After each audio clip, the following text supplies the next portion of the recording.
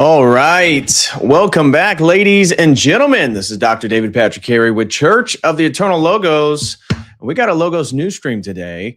Quite a few things to actually cover, things you may not be aware of. Obviously, probably the most popular item right now, well, other than the World Cup, we'll get into a little bit of the controversies with the World Cup that just finished yesterday with Spain defeating Argentina in the final and England defeating France for third place. But Andrew Tate, Tristan Tate were arrested in Miami, Florida over the weekend due to 59 charges being brought by the UK. And it's believed that they're going to be extradited back to the United Kingdom. Meanwhile, the UK just brought in their new prime minister. Keir Starmer is out and Andy Burnham is in. He is a kind of a populist leftist candidate, now prime minister of the United Kingdom. Not expecting much out of that. The UK has been in shambles for a while now.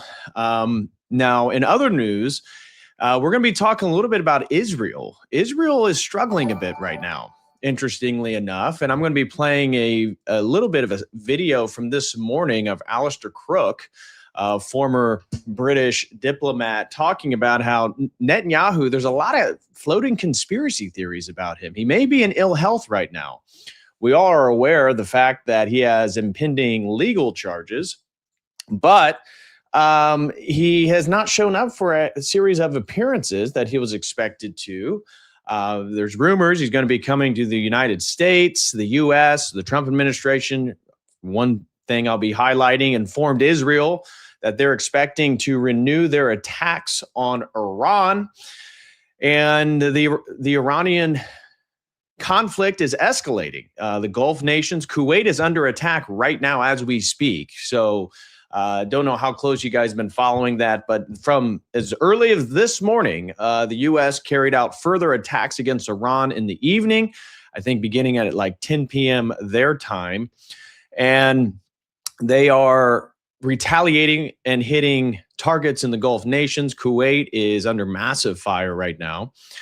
And we'll be talking about how the U.S. is in a very difficult situation. Last week, we talked about how Lindsey Graham, passed away. There's a lot of question marks about where or when he died. Some speculating it may have been in Ukraine. We don't know. The official narrative is he had some type of heart failure at his home in the United States last week.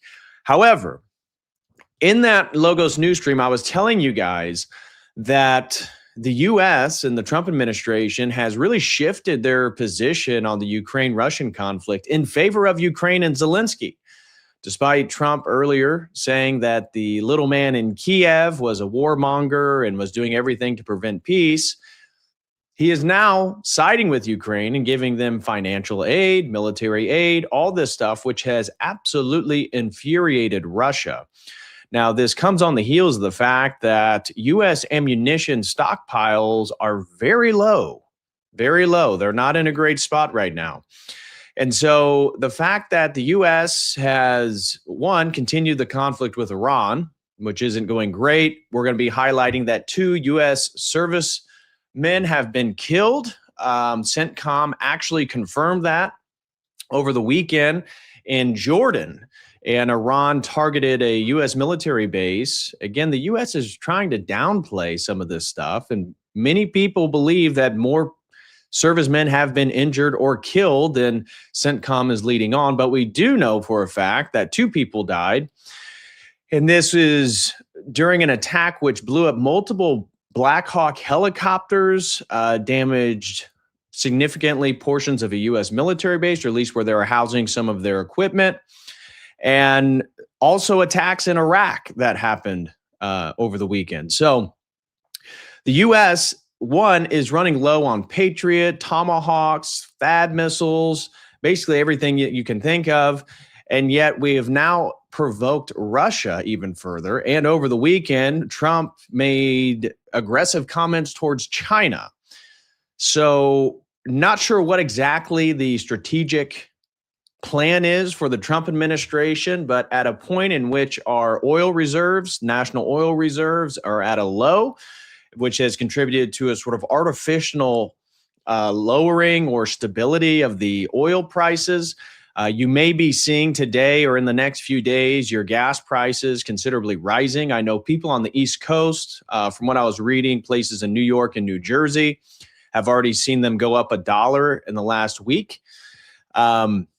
So it seems like the U.S. is doing everything to make the situation even dire. Oil reserves are low. Oil prices are, at least the speculators are expecting them to go up in the next week. Our ammunitions are running low.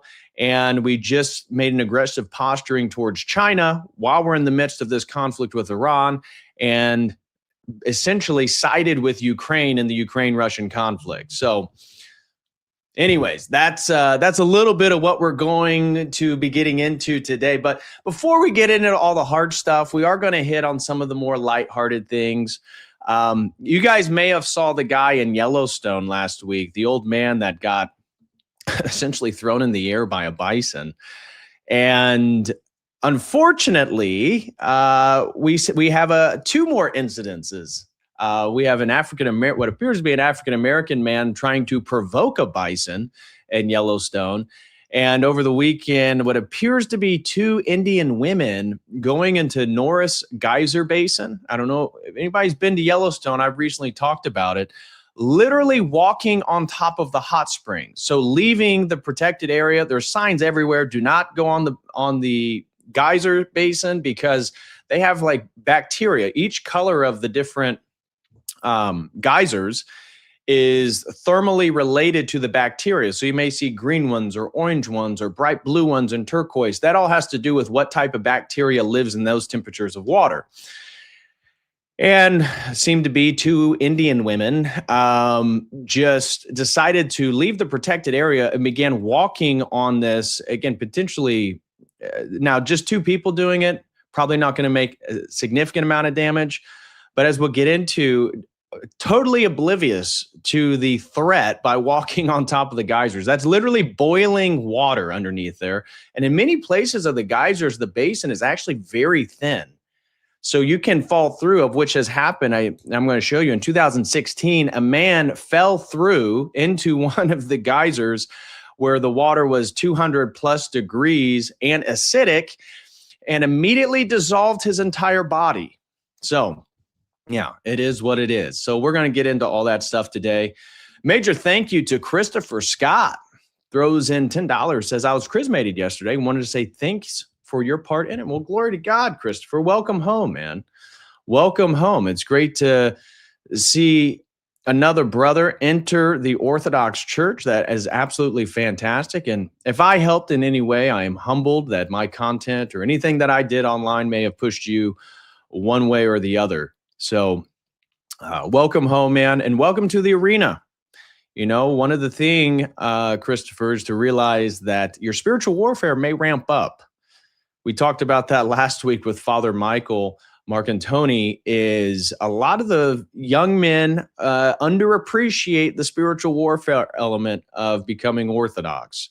So don't let that discourage you in any way. It's totally normal, especially if you're a young man that has fervor for God, because the evil one's going to do everything they can to try to dissuade you or derail your spiritual journey. So don't let that happen.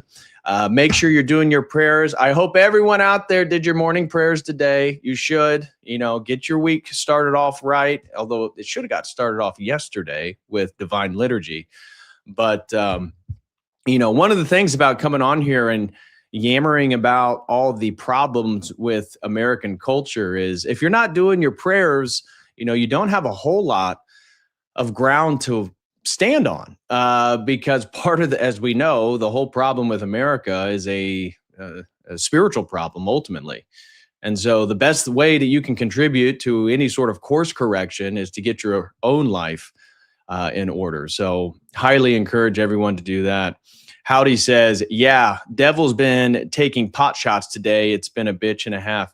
It's normal. It's normal. And I'll tell you what, it seems to be that season for a lot of people, myself included. Seems like a lot of people are in a spiritual season that is very challenging and difficult right now. A lot of demonic influences. Man, I have to say, I've had probably a handful of dreams, seems like back to back to back to back, where they're all related to some type of me encountering like demons and sort of standing on Christ and my faith and in the face of it. I mean, just weird dreams, not necessarily nightmares, but encountering people that in the message from the last handful of these dreams is that the devil and the demons are attacking you through people. And so whoever you're encountering in the world, they could be an angel. Abbot Trifon has this really good article he wrote years ago called Angels Unawares, talking about how sometimes angels encounter us through people and act as providential catalysts for our lives.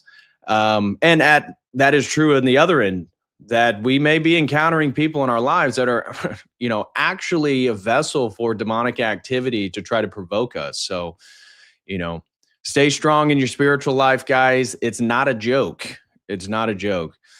Yeah, self-work is the way. That's the only way we can really correct all this stuff. I mean, from there, we can then try to act and engage. But if you're not spiritually grounded, what kind of efficaciousness are you going to have?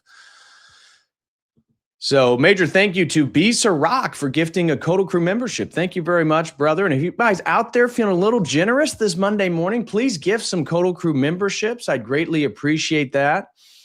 And if you support my work, if you enjoy my work and you would like to help me, please help me reach the super chat goal today and use DonoChat or Streamlabs if you prefer not to use YouTube. But we do have a super chat goal here on YouTube. So thank you very much, B. Sirach. God bless you, bro. Rough Hands, been a Codal Crew member for 39 months. Wow.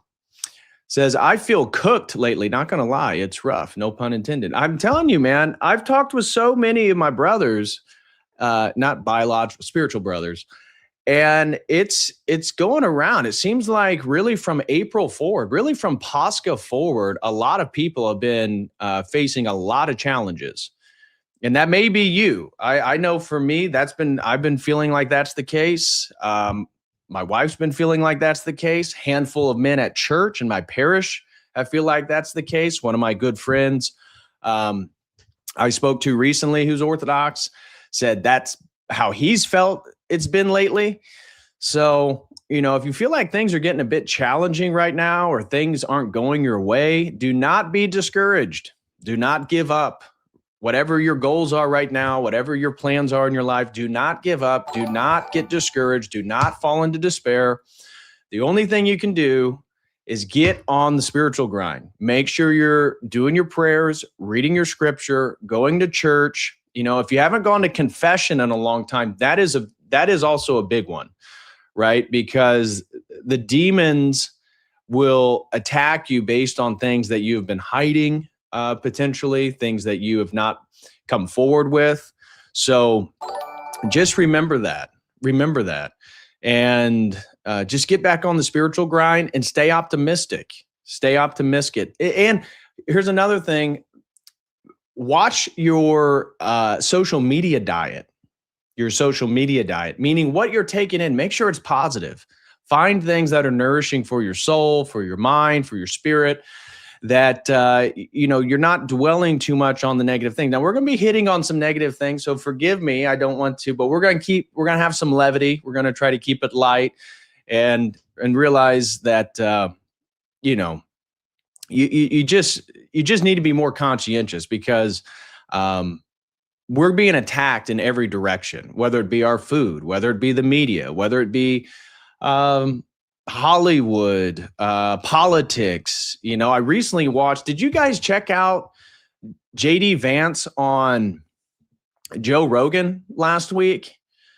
So, we've been a little bit critical of JD Vance, right? Speculating he's kind of Peter Thiel's puppet. That was his mentor. And I just got this weird vibe watching. I just watched it just because I wanted to see like what was going on in the JD Vance Joe Rogan interview. And my takeaway was that dude is very politically calculated. He seemed like he was holding back. He seemed like he was being overly agreeable. And at one point, it's probably like, I don't know, 2/3, 3/4 into the podcast, they get into the UFO disclosure stuff.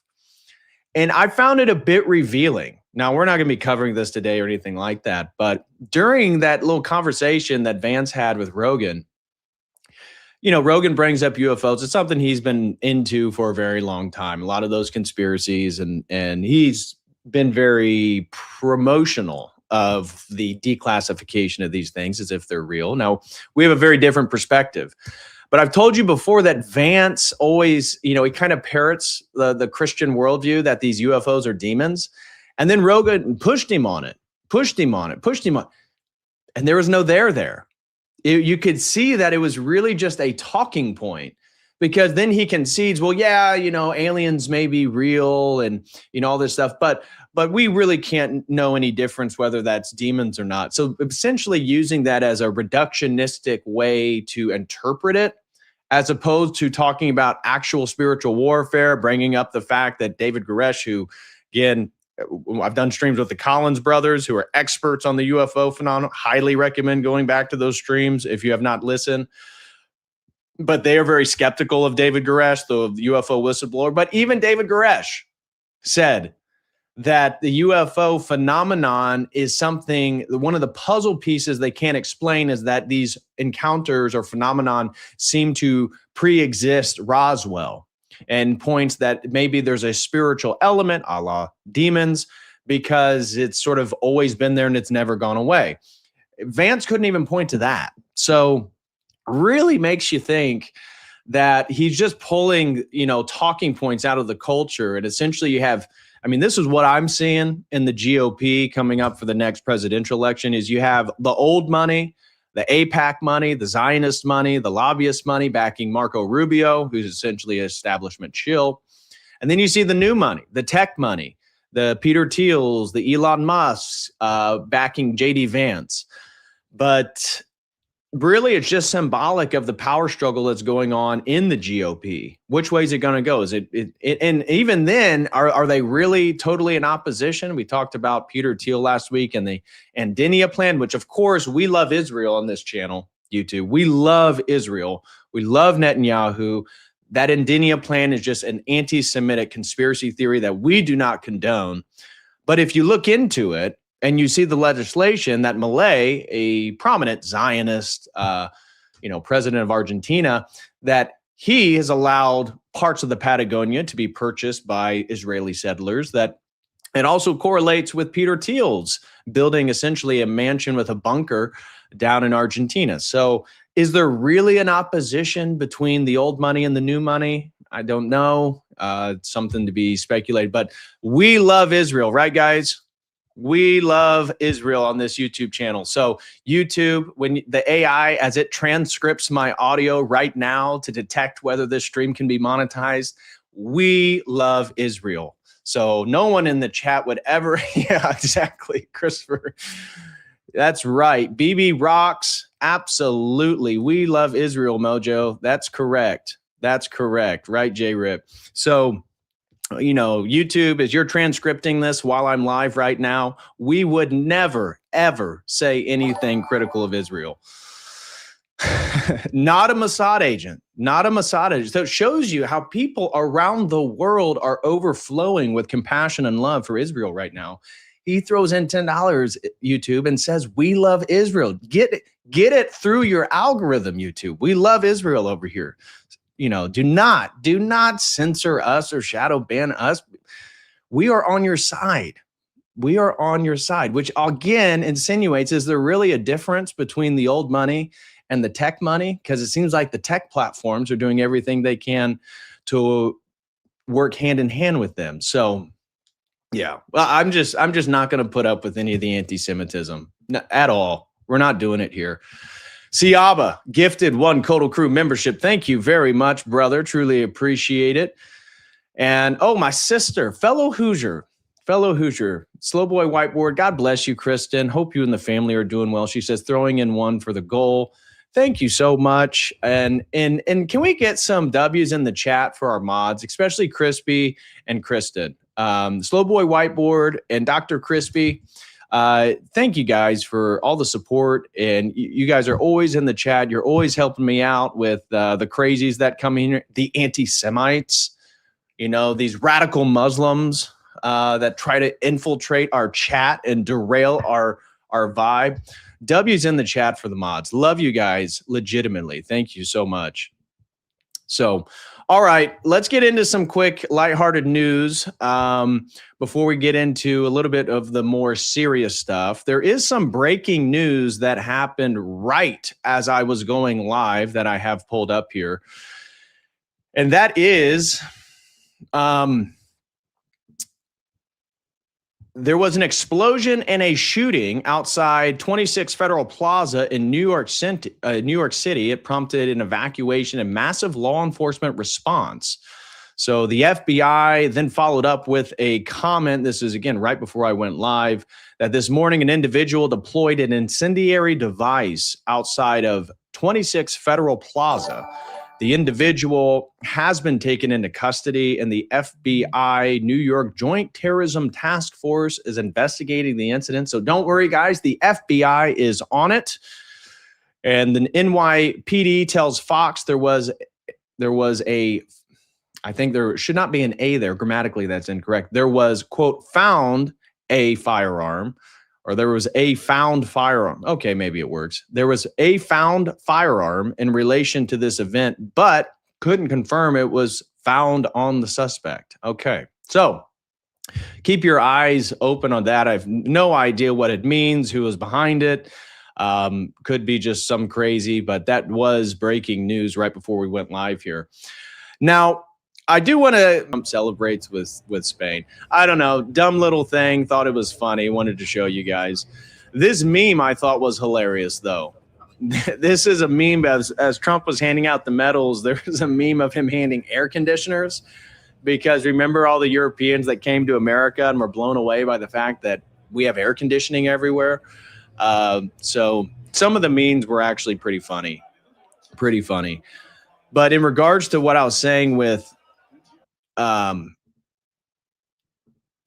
relationship between Argentina and Israel, a lot of people were upset. So you can see Israel in Espanol. This was posted leading up to, I believe, the World Cup final. It says, did you know that Lionel Messi grew up in Israel? To which I respond, no, I did not know that he was in our favorite country. I had no idea. Just as you read it, the house where Messi spent his childhood is in Rosario on the State of Israel Street. And well, we also want to be part of this madness. Let's go Argentina. So that led to a lot of people rooting against Argentina. And here you can see Messi visiting the Wailing Wall. Now, he's not crying or in tears or in shambles the same way that Javier Milei was, as we watched last week. But I thought is of interesting note. Now, Lionel Messi, he seems to be a family man, doesn't seem to be, a pariah of sorts, but a lot of people don't like him. And there's tons and tons of memes and just conspiracy theories that the FIFA wanted Argentina to win because of their relationship to Israel, whatever it may be. But this was leading up to the World Cup final. Prime Minister Benjamin Netanyahu met with the ambassador of Argentina to Israel, who apparently he seems also to be Jewish. Again, the chosen people, our favorite people, and conveyed a message to President Milei ahead of the World Cup final. Javier, you are a true friend. We support you and support Argentina tomorrow. Good luck. So the betting markets were actually massively in favor of Spain. Now, Messi came out and actually was very critical of Milei, which is interesting. Messi made a comment saying people are struggling, jobless, and the money they get doesn't even last until the end of the month. In just a few seconds, Messi buried Milei's prosperity speech when people are going hungry. No propaganda can save the day. So just an interesting little tidbit there. The World Cup halftime show, again, I found it to be pretty cringy, especially the Madonna thing. Like, well, who the hell is listening to Madonna? So it had Madonna, Bieber, BTS, Shakira, the Muppets, Coldplay, and many viewers calling it an abomination, a complete mockery, a fever dream, because, Wayne Rooney, the famous English soccer player, said my favorite part of it was when it finished. Now, the only, I guess, high point of that is Justin Bieber's performance was an acoustic guitar performance of his song Hallelujah. So that was the only reference to Christ or Christianity in any way coming from Bieber. So good for him for that. But yeah, it was weird. This was something that you guys probably didn't see. I don't even know who this guy is. Robbie Williams. He had a little piece of cocaine fall out of his nose live on German television. And you can see it goes onto the microphone. He grabs it, and then he goes to rub his forehead and accidentally places the piece of cocaine right on his forehead on live national television. So looks like he was having a great time leading up to the World Cup. Next quick thing is, this was the World Cup trophy. I thought it was weird that it had its own Louis Vuitton case. I don't know if this is just the difference between like American sentiments and European, but like a big sports trophy being housed inside of a Louis Vuitton case. Like, is this a European thing or what? I don't know. Don't know what to think of it. And then Dana White goes off on the production of the World Cup. If you remember, the last week, Conor McGregor tore his ACL on the opening jump switch kick against Max Holloway. And tore his ACL, the fight, it was total disappointment. Everyone was disappointed. It was his comeback after 5 years after literally snapping his leg in half last time he was in the octagon. And the time before that, he actually broke his ankle. So the last 3 fights Conor McGregor's been in, he's been injured, didn't even go to completion. But Dana White had a lot to say about the World Cup, because Dana White, when the Conor McGregor fight happened, he was very upset that it would show Hollywood or various celebrities and get their names wrong, of which during the Conor McGregor fight, they showed a boxer who, I guess Dana White now owns a boxing promotion company, and they claimed that he was like a player for the Miami Dolphins or something. And Dana White just paid this guy millions of dollars, and he was pissed at the UFC production crew. Well, and then he was saying, and they said, no, the World Cup's worse. He said, no, we're worse. We're the worst production company when it comes to recognizing celebrities during our live presentations. Well, this is what he had to say. And if you have children listening, there is a little bit of profanity in this. So maybe earmuffs for the kids here. But this is what Dana White had to say about the World Cup final production. You know, it's crazy. I actually teed up the guys who are doing the production, the guys responsible for the production of the World Cup, for you guys to hit a grand slam home run. Even though everybody in my team was arguing with me saying that you are the worst, I said, no, we are the worst. They didn't fuck it up as bad as we did. And what do you guys do? You triple down today and you just go, fuck you, Dana White. You're not beating us. We're the worst production team in the history of sports to ever show celebrities. I bow down. Congratulations to the producers of the World Cup. You guys win. You guys fucked up that flyover too. I'm not going to nitpick. I'm just giving you credit where credit is due. You guys absolutely fucking suck. We are the second worst. You know what's crazy? So there's that. We're not going to read this article, but to my point about how, there was so much politics involved in the World Cup this year, it says this was the most political FIFA World Cup in modern history. Again, brought up Argentina, its relationship to Israel, and also how people were rooting against the Muslim nations, which, again, I'm not going to lie. That was me. Sneeko, remember that video of Sneeko? He was almost in tears when Argentina beat Egypt. Egypt almost beat them. I think that was in the semifinal. And again, and his whole thing was he wanted the Muslim nations to win because it's good for Islam and this whole thing. Well, fair enough. If we're going to play that game, I rooted against every Muslim nation. And honestly, I was rooting against England and France because half their team. And let me, again, we love multiculturalism, YouTube. So AI, as you're transcripting this, we support multiculturalism. We love mass immigration. But one thing that led me to root against a handful of the European nations outside of Norway is that their teams looked nothing like the domestic demographic of those nations. France was almost entirely African, or at least I don't know what they call them, African French. They're black. England, almost entirely black as well. So one of the unfortunate things is that didn't seem to be the case with Japan, didn't seem to be the case with Norway, didn't seem to be the case with some of the other nations, Egypt, for example. But the European nations, little disappointing that you look at their teams and they're almost entirely black. So led me to root against some of them just based on. So there was a lot of political tensions. I think it's just because the time that we live in is so political. It's hard not to be. But that was what this highlight is, that a lot of people's support revolved around like the Palestinian-Israeli issue, and that nations or their governments that voiced support for Palestine, such as Spain, had a lot more backing than other nations. So take that for what it is.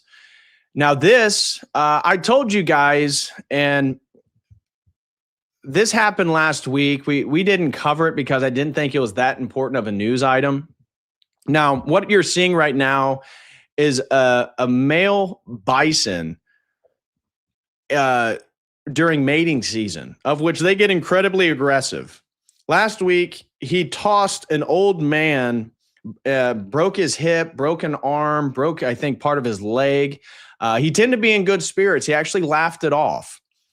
But I bring this up because I told you guys back at the end of May and early June on my way to Montanica to give a speech with Father Deacon and all the guys there, we stopped at Yellowstone for 2 full days, my wife and I. And so we were next to these bison. We saw 8 bear, 2 grizzlies, 1 female, 1 male, young male. We saw a bunch of black bear, brown bear, tons of bison, tons of elk, tons of pronghorn antelope. We saw a bald eagle. And at one point we had a bison literally just like almost in arm's reach outside the car window. So we were next to these animals, and the bison look so peaceful and calm, but they tell you do not get close to the bison. Well, now they're in mating season where these males are incredibly aggressive. And you can see this male here rolling around in the dirt with something that, again, they do during mating season in particular, the males. You see this old man and his grandson walking over here. on a path, totally normal. They are not too close. In fact, there are people closer to this bison than they are. And he's taking photos. Then the grandson pulls out his iPhone. Well, this white truck that drives by, you can't hear it in this video, but according to witnesses, honked at the bison, which absolutely agitated this bison, who then runs across the road, chases this old man and the grandson. You can see here running through the trees. The bison begins to take a little bit of his animosity out on the tree. You see the old man hiding behind the bigger tree and shrubs, makes his way around, and there he goes. Ouchies.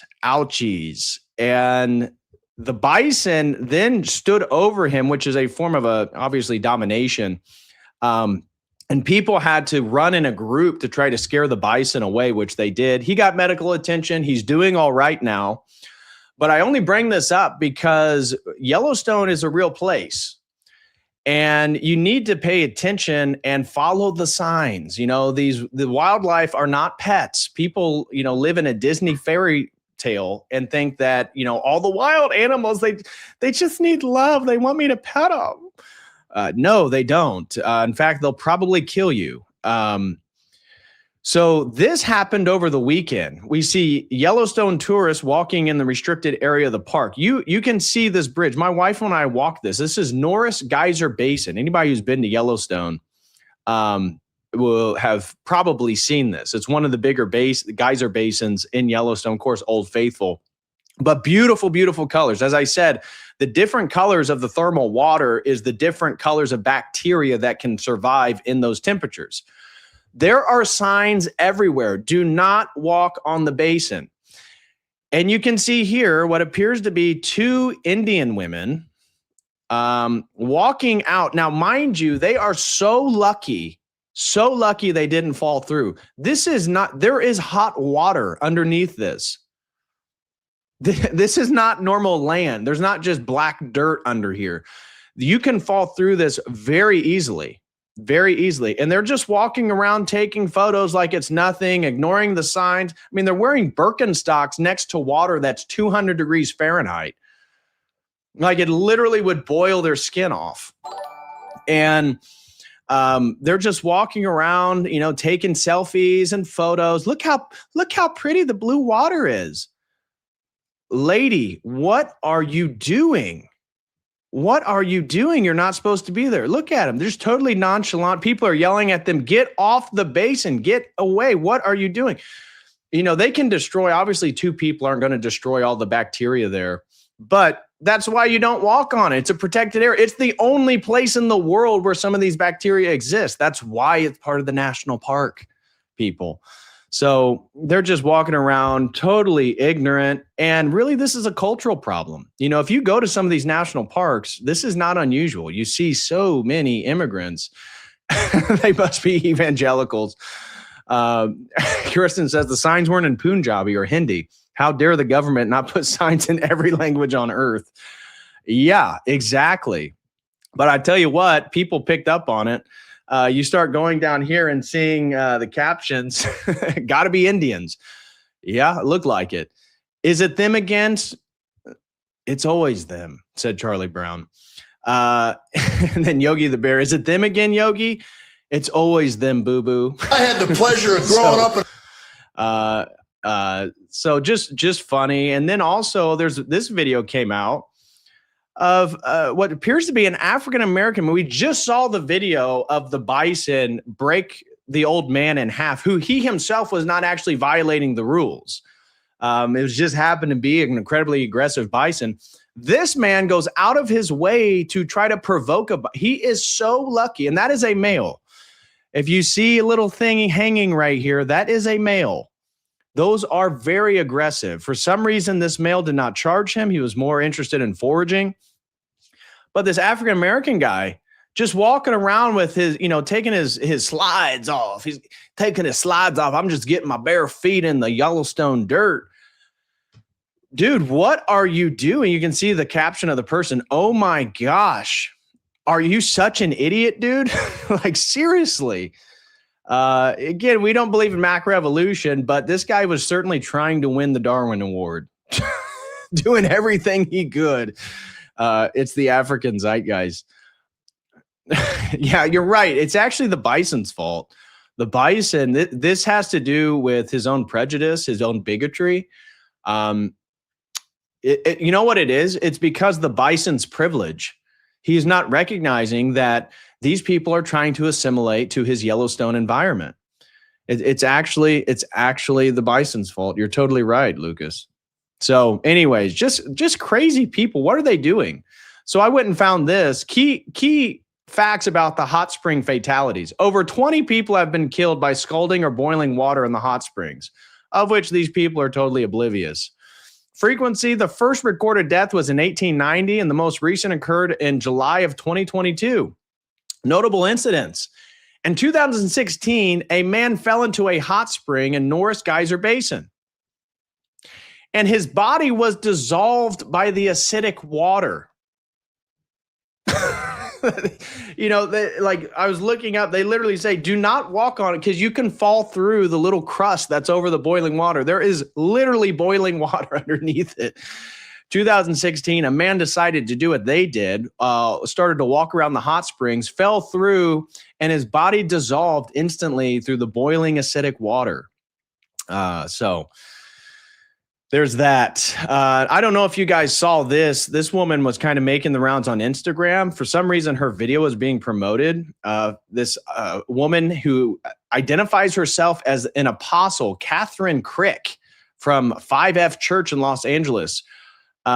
Look at the people, these women, you know, this charismatic Christianity, this evangelical stuff. We've already talked about how feminine it all is. It's so emotive. But look how these women react to this woman who claims that she can like lay hands on people and heal them. I mean, this is demonic. This is demonic. This apostle, whatever demons inside her is provoking the demons of these people for sure. Look at this. This is her promoting her new book, you know, laying hands on people. Women falling over. What the heck? Yeah, this is SSRI Christianity. This is SSRI Christianity. Texas more than any state in America. I think by far.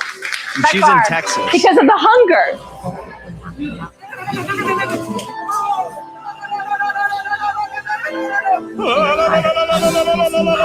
What is going on? Isn't it weird how these the demons inside these Pentecostals make them sound like Al-Qaeda terrorists? Your mind be totally filled now.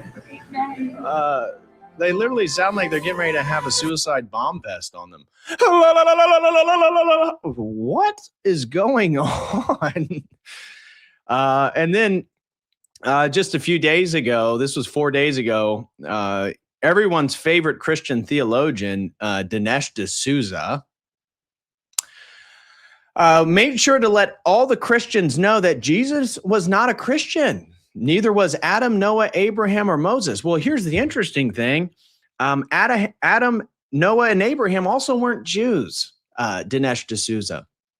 To say otherwise is to confuse the literal historical Bible with a metaphorical or spiritual reading of the Bible. So here's everyone's biblical lesson today, you know, from yours truly, Dinesh D'Souza. I'm not sure if you're following this controversy involving Jordan Peterson over whether Jesus was Christian or Jewish. And you see a bunch of figures on social media responding to Peterson and saying, in effect, no. What's going on with his lips?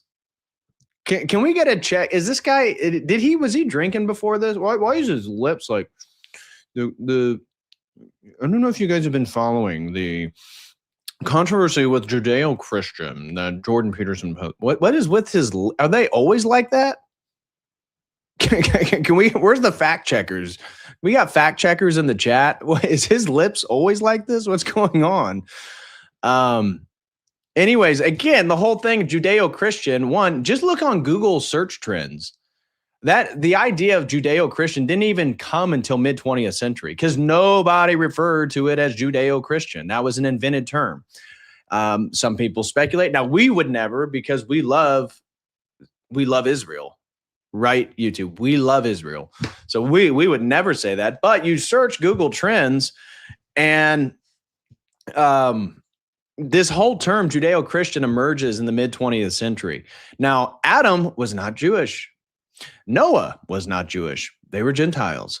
Abraham himself, though his lineage will go on to create Israel, which then after the first diaspora in Babylon, because the tribe of Judah controlled the synagogue and the temple in Jerusalem, because they controlled the temple, the Babylonians and the Persians often referred to the 12 tribes as Jews, privileging the identity of the tribe of Judea. We covered this previously in What is a Jew? I did a whole stream on it, and we laid out what is the definitive case. So the term Jew as an identifying label for all people practicing Judaism didn't even come until after the first diaspora during the Second Temple period. So him insinuating that all these patriarchs are Jews or something. It's like, no, that actually wasn't the case. Not only was Jesus Christian, but Adam was Christian, and Noah was Christian, and Abraham was Christian, and Moses. Yes, because they were all anticipating the true Messiah, our Lord and Savior Jesus Christ. That's right, Dinesh D'Souza was Christian. And there's a basic confusion here between, I would call it, the historical or literal meaning of Scripture and the spiritual, metaphorical, or what some people called anagogical reading of Scripture. Now, in the literal meaning, the historical meaning, there was an historical figure, Adam. He wasn't Christian. Neither was Moses, neither was Abraham, neither was Noah. But in Christian commentary, they are interpreted metaphorically, spiritually, as prefiguring Christ.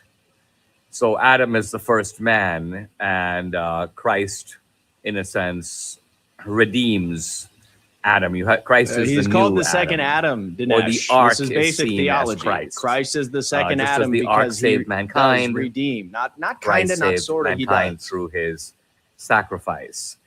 But this does not mean that these historical figures were somehow Christian. And the same, of course, applies to Jesus. The idea of Christianity developed later. You see it in the Acts of the Apostles. Luke talks about how the churches in Greece first began to use the term Christian. It applied not to Jesus, but to the followers of Jesus. Think about it. Even with Marx, you would not say that Marx was a Marxist. Marx was Marx. Later, there were people who followed Marx who called themselves Marxists or followers of Marx. And by that same reasoning, followers of Christ or Jesus are called Christians. Wow. Thank you for that clarification. Do you guys feel illuminated? Do you feel like you are seeing the biblical truth more clearly now? Thank God for Dinesh D'Souza to really clarify that Adam and Noah and Abraham and Moses, they weren't Christians because Christianity wasn't invented yet. Dude, do you understand typology? Do you understand what is being revealed through the Old Testament? Do you understand what Isaiah is talking about regarding the Messiah coming? Have you read the Wisdom of Sirach? It's literally describing Christ. The whole thing is prefiguring. It's a typology. It's a Christological, or it's a anticipation for the recognition of Christ as the Messiah. Okay, so sorry to put you guys through that, but I thought it was worth bringing up just because Dinesh D'Souza, the great Christian apologist. All right. In other news, this is potentially big geopolitical news. New PM, Prime Minister Andy Burnham, and his wife have departed Buckingham Palace after an audience with King Charles. He'll meet with the king just about every week to discuss government matters, typically taking place at Buckingham Palace on Wednesdays. The monarch's role may be mostly ceremonial these days, but he's kept in the loop. Oh, that's wonderful. That's really good. That's really good. Let me catch up with the chat real quick. I hear you guys. Levy Gov became a Kodo Crew member. Shout out to you, brother. Thank you very much. Really appreciate that support. Paul throws in 5, says, it was funny watching people cry over sports ball. It is kind of nuts. It is kind of nuts how, especially soccer, like you think that the NFL supporters or, American sports supporters are bad. I have actually a new appreciation for American sports fans because they don't act as fanatical and emotional as the international soccer fans. I mean, my gosh, they are wailing and crying on the ground when their team loses. But maybe that's just because that's all they have to look forward to is their national soccer team. I don't know. But, there's a lot to be said about sports in America, as a sort of bread and circus for the people. But they certainly are not as effeminate and emotive as some of the other soccer fans. Tallow Fries throws in 5, says, for the goal. Thank you very much. My brother, Wicked Wally. Shout out to Wicked Wally. God bless you, man. He says, that didn't have to happen to him in Yellowstone. I'm sure he could have gotten his buffalo wings at home. Donuts. Another dad joke by Wicked Wally, our infamous dad joke comedian in the chat. Thank you so much, Wicked Wally, for the support. Do appreciate it. Theodosian Walls throws in 2, says he probably has lip surgery. I hope that's what it was. I don't know what's going on with his lips. Look at this. Just we'll keep the audio off. Just look at his lips. I don't know. It's so unappealing. That camera angle, it couldn't be more unflattering. That's for sure. Wicked Wally says, and that, boys and girls, is why you're called American if you're born in America instead of Japanese, because you weren't born in Japan. That guy, yeah, exactly. Yeah. That has no bearing on your ancestry or your ethnicity or anything like that. It's just the magic soil theory. Thank you so much, Wicked Wally, for the support. Really appreciate you, my man. Yeah, men are absolute females now. It's sad.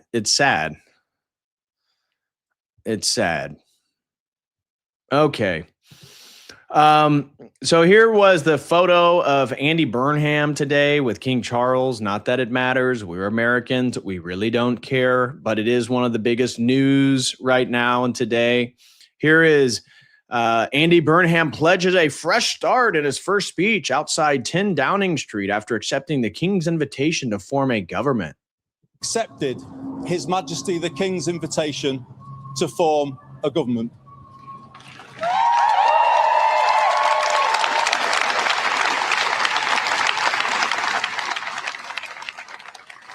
In doing so, I am acutely conscious that I am the 6th person in the last 10 years to walk up this street, the 7th Prime Minister since 2016, making this a moment for reflection and new resolution. Okay. So your typical posturing. This did bring a smile to my face. This was Keir Starmer leaving 10 Downing Street for the final time, and I couldn't help but notice. Look at the people upset that he's leaving. We see a hijab. We see a wide multiracial, multicultural faction here. Just lamenting the fact that their great prime minister is no longer going to be there. Oh, just how sad. How sad.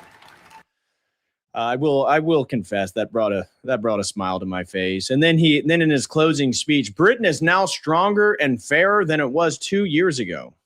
Really? That's funny. Yeah, Henry Novak, his family doesn't think so. The people getting stabbed in the street, the fact that everyone that I've seen of any sort of prominence and people that I personally know won't wear a nice watch in London because you'll get either stabbed for it or, just mugged. So yes, Britain, who will knock on your door if you say some no-no words online, the fairest country of them all. I thought this was funny. Larry the cat, the famous cat at 10 Downing Street, is about to see his 7th UK prime minister through the door. You know, a country is in trouble when the cat has more job security than anyone actually running the country. It's true. Very true. All right. So with that being said, let's get into some more real news. And the first one, of course, we're going to get into the Andrew Tate thing. But before we even bring up Andrew Tate, have you been following the Looney Tunes Democratic Senate candidate for Maine? And I say Looney Tune because they are very troonish, if you ask me. Ashely Webb, a transgender Democrat running for U.S. Senate in Maine, claims she has monthly period through her rectum. So very much consistent with Democratic logic. Wait till you hear him speak. No, it's yes, no, I'm not. Not a Mossad agent, is a little confused. Yeah, Darth Grumpy Dad, member of the Kodal Crew. The Logos Academy says, "Holy FK, that dude is the craziest." Yes, that dude is the craziest, for sure, no doubt about that. And so here is let me get a little piece so you can really hear the wisdom of the new Senate candidate. And the Democrat Socialist Party is being very supportive of his attempt. So here's Fox News, and social media is scratching its head over this Maine Democrat's answer to a simple question. What qualifications do you have to serve in the U.S. Senate? Well, let's hear this beautiful, elegant woman, Ashely Webb. Oh my gosh. Somebody stop me from lusting after her. Ashely Webb, what qualifications do you have to serve in the U.S. Senate? Oh, I ran for office several times. Didn't win, but I did run. And then I'm a songwriter, and then I write my own books. And then I suppose my transparency, I wouldn't lie to the people, and I wouldn't deceive the people like we're being deceived right now. Like, we get lied to, smoke and mirrors, like what's going on with ICE, pretending like these victims did something wrong. Like, that's unacceptable. And I suppose the biggest thing is, like, I'm just an angry citizen now, and if I got elected, I'd be an angry senator, and I think that would probably be their worst nightmare. Ashely Webb, what qualifications do you have? Wow. Here is her again. And then with the trans community, like, we're being dehumanized. They say that we want to hurt people. I don't want to hurt anybody. I just want to use the bathroom. And if they want me to use the men's room, I will, but I don't want to be assaulted. And then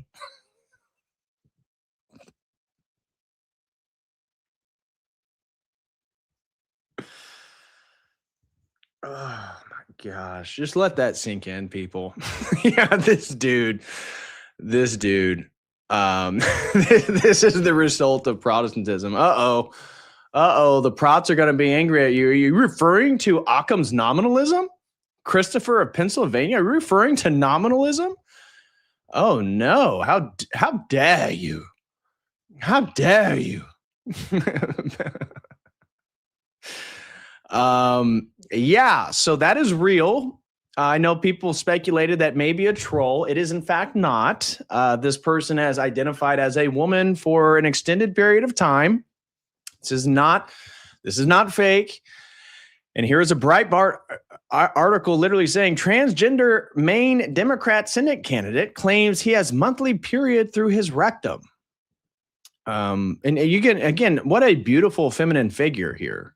So I would never disparage such a brave soul. I mean, look how brave they are.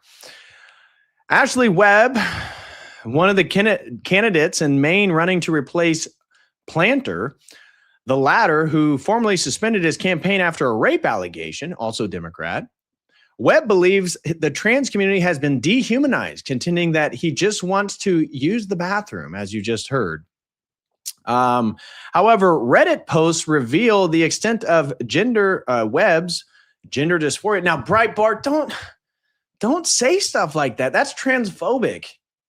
We don't put up with transphobia over here. Reportedly writing under the username Sparky603, Webb initially announced his run for Senate last week. I'm a trans and intersex woman from Farmington, and I'm running the whole campaign myself. Candidate and treasurer, both of No Big Donors, No Machine Behind Me, appeared to write asking for signatures from registered Democrats across the state. He appears to have spent a lot of time trying to explain his self-described transgender intersex condition on Reddit forums, explaining that his karyotype is XY, which means that biologically he is a man. However, Webb states that he has external male parts, but said he is pretty positive I am the XX type, except I got internal organs, unless what I am feeling are tumors that just happen to grow where those sorts of organs are usually. Oh, he claims to ovulate and get monthly periods despite no evidence of female organs, asserting that his bleeding comes through his anus. Now, this is serious. Shame on me for even laughing at this. It says, my testosterone is 429 nanograms per deciliter, and estrogen is 285. He said in one of the forums, the estrogen is not effectively affecting my male parts. Male parts are normal size. I grew breasts and wider hips during puberty. When I have monthly pain, when the monthly pain is real bad, I am feeling something in both my right and left side above my bladder, he said, before revealing that his period comes out due to his lack of a proper hole. So that is real. That is real, guys. That is not me making that up. That is real. No Face Killer says, I had a crush on an Ashely Webb growing up. It looks like she's really let herself go. Yeah. I can't imagine how beautiful she used to be, No Face Killer, when when you thought she was your soulmate. But yeah, that is a real Democrat Senate candidate out of Maine. So, all right. And this was just making the rounds. This is the last thing. It's totally unrelated, but another Looney Tune. Went on my 20th high school reunion. Most of my classmates haven't seen me in 20 years, and I only started transitioning 2 years ago. Several girls said I was pretty and gorgeous and just treated me as one of the girls. Yeah, you know why? Because women lie to other women. No one looked at you and thought, wow, you're so pretty. Wow, look. Oh my God, did you use a straightener on your hair? I love the volume. Wow, you really, what great texture. That looks really good. Are you going bald? I have alopecia too. God.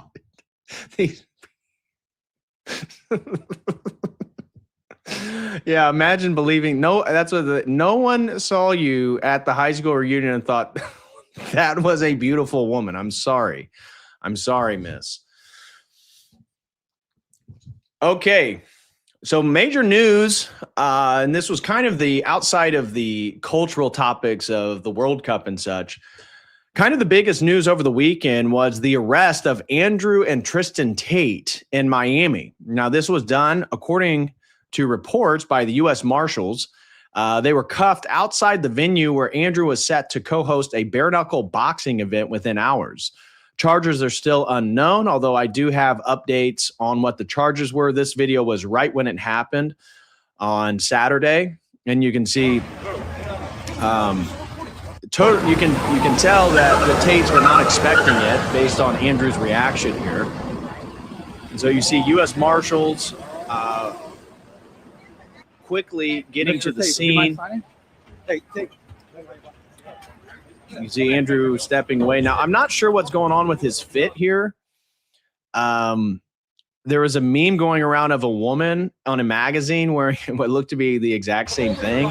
But I'm not going to disparage, Andrew Tate and them for that. Whatever, that's his style. Okay.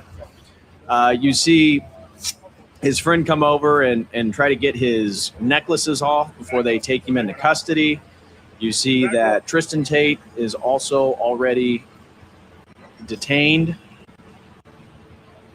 They begin walking them off and placing them in vehicles. So, BBC article, Tate brothers arrested in U.S. as further UK charges take total to 59 charges. The UK is trying to charge the Tate brothers.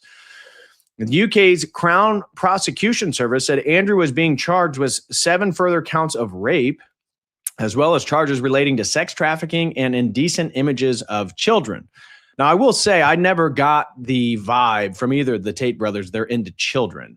So I don't think that is the case. But I did, for thoroughness, go and find the Crown Prosecution Service article. Decides to prosecute Tate brothers with additional sexual offenses. CPS, not Child Protective Services in the U.S., but the Crown Prosecution Service in the UK decided to prosecute Andrew Tate, 39, with 7 further counts of rape, 3 counts of arranging and facilitating trafficking for sexual exploitation, 3 counts of assault occasioning actual bodily harm, and 19 charges for offenses relating to indecent images of a child and extreme pornography. The CPS has decided to prosecute Tristan Tate, his younger brother, both of which were actually born in the U.S. They actually lived in northern Indiana. That's where I think Emery Tate, when his father was still with their mother, and then eventually I think their mother takes them to the UK where they grew up most of their lives. Both are charged. Tristan is given 1 count of sexual assault, 2 counts of rape, and 3 counts of arranging or facilitating trafficking for sexual exploitation. Now, these weren't totally new. Okay, so I have a video here of Andrew actually, it's this one right here, actually addressing this a few weeks ago. So he was aware of these charges. Now, mind you, you guys are probably aware of the ongoing case in Romania regarding these same allegations, essentially, of which they have yet to be fully prosecuted for. Convicted for. That's the word I'm looking for. They have not been convicted for them. And I guess there's a little bit of an international hubbub about this because the UK gave Romania their word that they would not incarcerate or arrest the Tate brothers until the prosecution was done in Romania, which it's not done yet. And the UK apparently had requested the US to extradite them back to the United Kingdom for the sentencing of these charges. Now, Andrew Tate was well aware of this. This is a video from 2 weeks ago talking about these new allegations and charges being leveled at them by the UK, but that the UK won't tell them what they're like, who the victims are, when they occurred, and obviously did not expect that the US government or the US Marshals would participate in their arrest. So here's Andrew Tate talking about it. Let me clear up this news you're seeing on the timeline. The British state has accused me of a crime. They said 15 years ago I did something I wasn't supposed to do and I'm a criminal. But they won't tell me who against. They won't tell me where it happened. They won't tell me when it happened. They just said 15 years ago you did a crime. And I said, okay, against who? We're not telling you in case you tweet it. Why would I tweet it? What are you talking about? Tell me who I committed this crime against so I can defend myself. Nope, we're not going to let you defend yourself. You're accused of a crime. You're charged with a crime. We won't tell you who against. And I said, well, then how do I put a defense together? And they said, well, if you come to England, we'll tell you. I said, sure, I'll come to England. No problem. All I want to know is, can you guarantee I will not be remanded in custody? They said, no, we're not going to guarantee you that. If you come to England, there's a strong chance you're going to go to Belmarsh, remanded in custody for years, pre-trial. And I'm like, so you are accusing me of a crime. You've issued a warrant. You won't tell me who the crime was committed against, if they even exist, because they don't. These are made-up victims, completely made up. They have people hiding behind anonymity and just attacking me, demanding millions of euros, millions of dollars for things that happened in 2009, Nobody's telling me what these things are. Nobody's telling me who these people are. Nobody's telling me when they happened, where they happened, nothing. And they're saying if I go to jail, they'll tell me, but I have to fly to England and put myself in jail. And I know you're wondering, how come when Britain, as it collapses, it doesn't give a fuck about grooming gangs, doesn't give a fuck about the stabbings, doesn't care about the drugs on the street, doesn't care about any of the real crime, how come they keep talking about Andrew Tate? That's because I highlight the problems with the country. They don't want to fix the problems. They want to get rid of me for talking about the problems. So why do I get to travel the world so freely? Why have I been to 25 countries this year? Because when I land in Hong Kong and the British government call the authorities and say, we need Andrew Tate, we have a warrant, the authorities say, well, what's the warrant for? And who's it against? And the British state says, we don't want to tell you who the victims are. The victims don't exist, so no country will extradite me. So I'm traveling the world completely free. No country respects England anymore. Nobody's sending me to them. I'm living as a free man. They keep putting on the BBC that they want to get hold of me. And I'm saying, tell me who my accuser is, and I'll come talk to you. And they're like, no, because they've completely made it up. They've made it up to slander me in the media over and over and over again. Their intention is to just lie about me, lie about charges, lie about victims, lie, so that I don't support Rupert or I don't support Farage. And he's got a point, right? So obviously, there are a lot of questions. Romania was not able to convict them yet. They were in prison for what, a year or so, the Tate brothers in Romania. They were not prosecuted. Now, for context here, the way that the Tate brothers did gain their initial wealth was through webcam services before OnlyFans actually was a business model.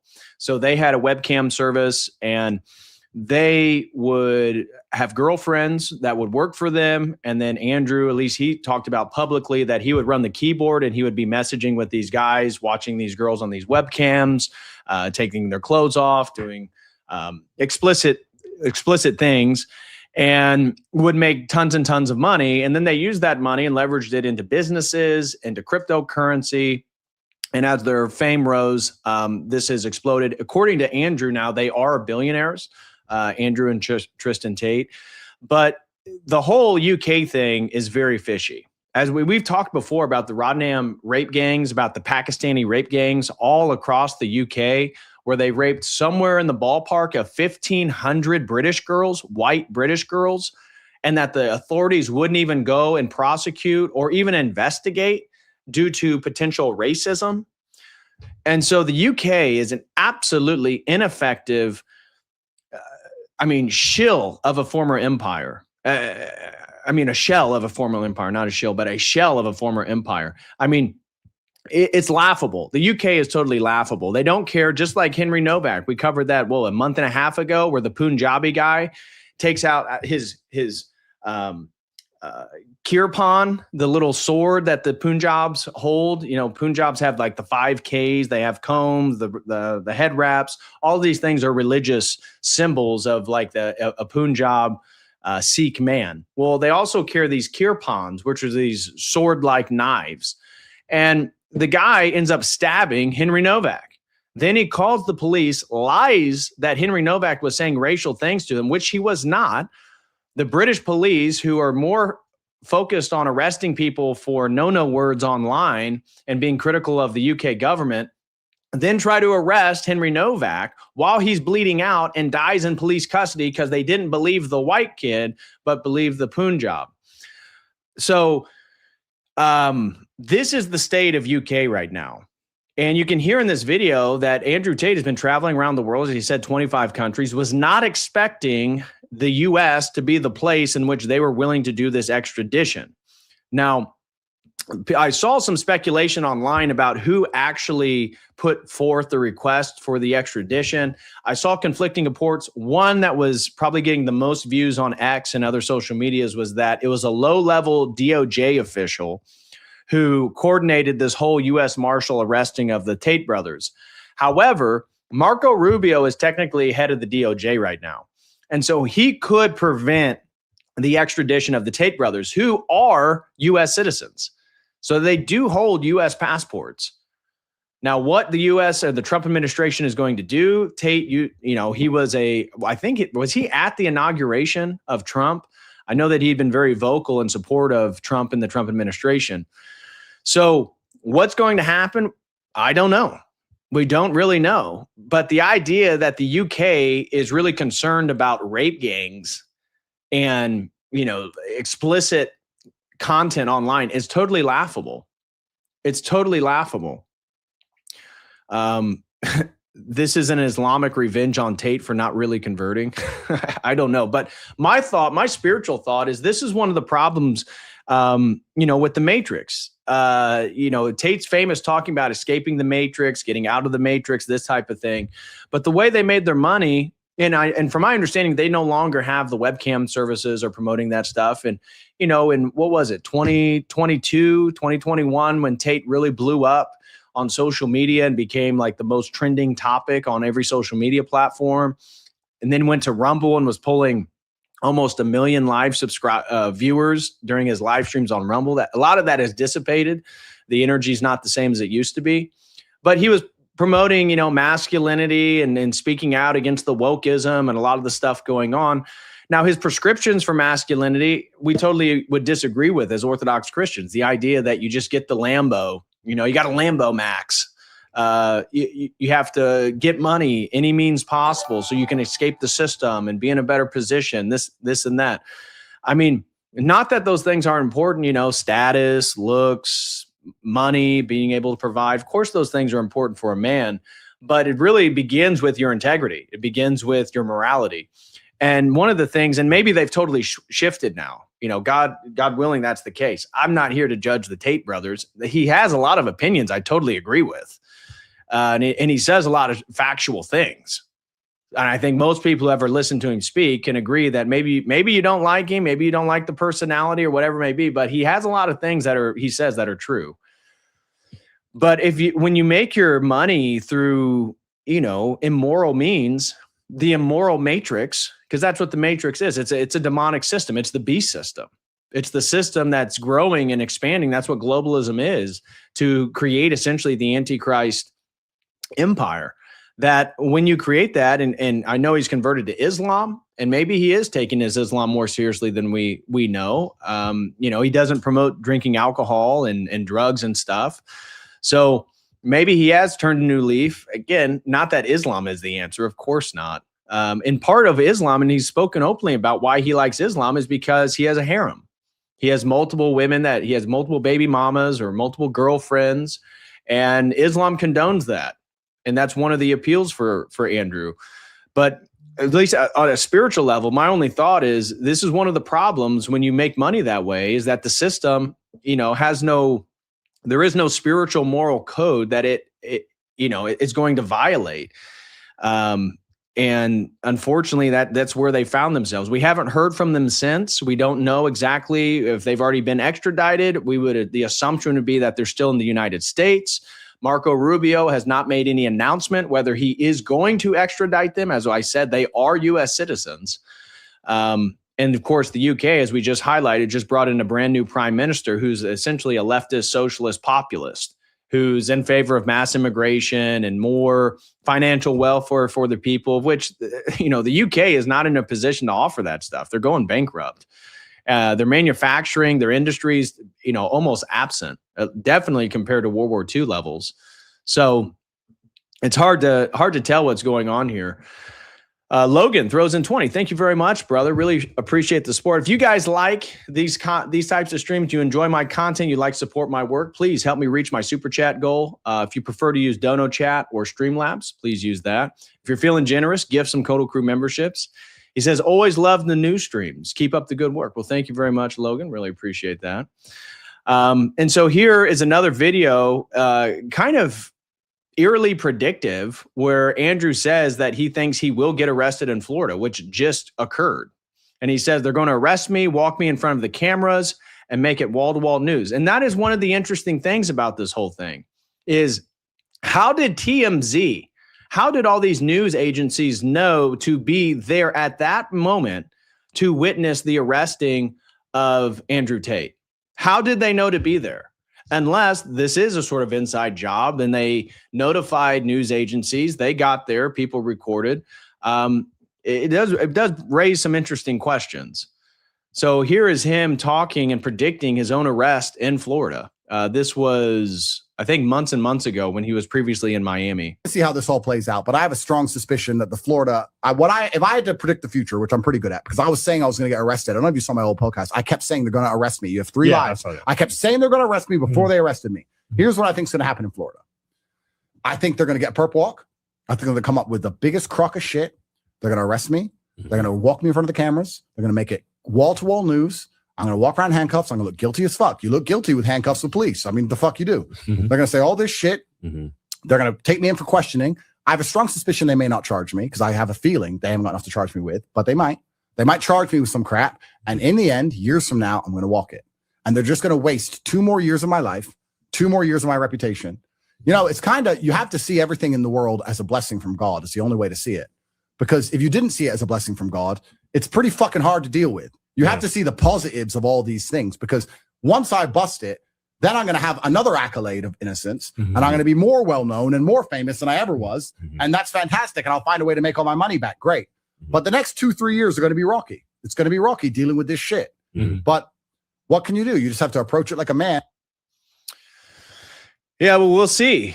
We'll see. So, of course, everyone's favorite Muslim nationalist, he flips on Tate, and who used to defend Tate and say, well, during the Romanian case, oh, these are false allegations. The Tate brothers never did all this stuff. Now, since Andrew Tate has claimed that Sneeko, which many people have suspected may be a closeted homosexual, he's been open about the questioning of his identity. We covered that last week or the week before about how when he called for the conversion of America to an Islamic nation, that he, one, was a cuck at one point, was interested in cuckoldry, that he was watching gay pornography, that he went to gay clubs, that he thought he was gay for a while. Again, I don't know that much about Sneeko. I've never watched Sneeko. Just seems pretty low IQ to me. But then he flipped on him after, again, there's been some beef between him and Tate, and basically claims that they literally had a course talking about how you could become a pimp. First, you make her fall in love, then you take her passport, then you put her on OnlyFans, and this is generally referred to online as the lover boy method. And he validates all the allegations. Now, whether they're true or not, and if Tate is innocent, I hope that he does win whatever court cases that are going to be coming. But Nick Fuentes had an interesting take, and he thinks that this is politically motivated because of, as Darth Grumpy Dad and myself highlighted, Tate has said some very accurate things about what's going on in the world, diagnosing the system, talking about some of the problems around the world, especially the wokeness, the progressivism, all that stuff going on. And so here is Fuentes reacting to the arrest, who he is more recently become friends with the Tate brothers.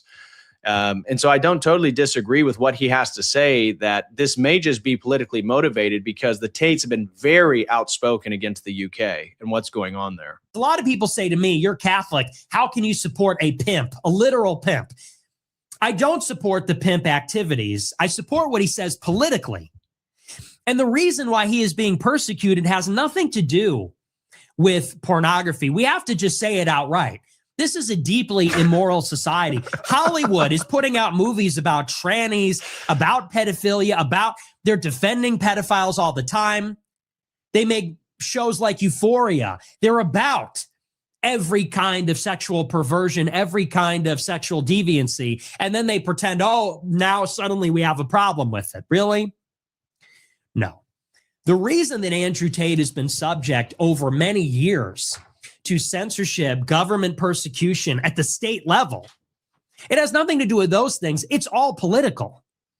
People like Jeffrey Epstein were tolerated. You know, real sex traffickers were tolerated, defended. The intelligence agencies run cover for them. Literally, the reason Jeffrey Epstein wasn't charged with everything that he was accused of even 20 years ago is because they said he is intelligence. He is part of the intelligence world. So don't tell me they're cracking down on Andrew Tate because of sex trafficking or porn. The government loves porn. The government loves sex trafficking. They protect sex traffickers. Ever heard of Epstein? Ever heard of any of those people? Let's just put that out there. Starting in 2022 and 2023, they brought the hammer down and in 1 week banned him from everything. TikTok, YouTube, Twitter, Facebook, because of his politics. Then they threw him in jail in Romania. And I think that's a really fair point about the Tate brothers, but especially Andrew Tate. He's much more outspoken than Tristan Tate is. That the especially the UK, right when he got banned off everything, which again had to do with all the young kids promoting his ideas, talking about a lot of the prescriptions that he recommends. This was right at the height of the red pill manosphere stuff. Remember, just a few years ago, and that energy has totally dissipated. But remember all the dating stuff, high status men versus, women and how they value women and the 666, 6 figures, 6 foot or taller, 6-pack, this whole thing. That's when Andrew Tate sort of elevated himself way beyond all the red pill manosphere content creators and kind of became the voice of that entire movement. And he was speaking to a real thing, the feminization of men, the feminization of our culture, the demonization of any form of traditional masculinity. All that stuff is accurate.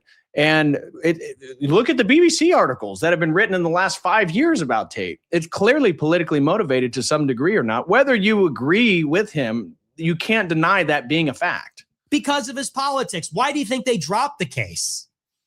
The case was created, and then the case went away just as easily, having nothing to do with the evidence in the case. He never had a trial. It was because of the political pressures. He was arrested under Biden. He was freed under Trump. It was political. And then Tate comes to the United States and they say, once again, the Attorney General of Florida, he doesn't say we've received new evidence. He didn't say we got a police report. We know what's up. They said, we don't like this guy. We're going to open a criminal investigation just because we don't like what he's up to. It's political. And you look at what Andrew Tate is saying, and this guy, I've said it before, and this is controversial, but hear me out here. Andrew Tate is pushing political viewpoints for all the people that don't like him on this side that are more red-pilled than almost anybody else that is actually, strictly speaking, in politics, explicitly, overtly a political pundit. He has a better position on feminism, better position on Israel, better position on the Russia war when that was going on COVID, on the election. I'll give you a perfect example. During the height of the election fraud in 2020 and 2021, Tucker Carlson was saying there is no fraud. To this day, he says he doesn't believe there was fraud. There was no credible evidence. Andrew Tate said there was. You had mainstream commentators like Shapiro and even others that are more respected. Shapiro's a joke now, but they were saying get vaccinated. True. Tate was against the vaccines. True. You had almost everybody. When I said, can we get a round of applause for Russia? Everybody was pro-Ukraine. Tate was pro-Russia. And then, of course, on the war in Gaza, almost nobody's talking about the war in Gaza. And if they did talk about it, it was only after it became almost unavoidable and undeniable. And especially now that we're going to a war with Iran, Tate was pushing criticism of the Jews in Israel, goes on major platforms like Nelk and others and criticizes the Jews in Israel and their power over the country. Platforms, me, yours truly. And, Piers Morgan, Patrick Bet-David, Tim Pool, they're all too cowardly to have me on the show. They make excuses. We know the real reason why. And all that can be true, but as I highlighted, the prescriptions that Andrew Tate offers are essentially male feminism, right? Oh, the problem is hypertrophy. Women will leave you for the next best man. Therefore, make as much money as possible. Make sure you get your Lambo. Okay, well, that promotes consumerism. That promotes materialism. Oh, you can't trust women, so make sure you have a harem. Get as many women as possible. Well, that destroys the nuclear family. That destroys the structure that built really all of Christendom, both whether it be Eastern, Byzantium or Western civilization. The nuclear family was really the engine of progress. So anybody out there, this is not promoting Andrew Tate.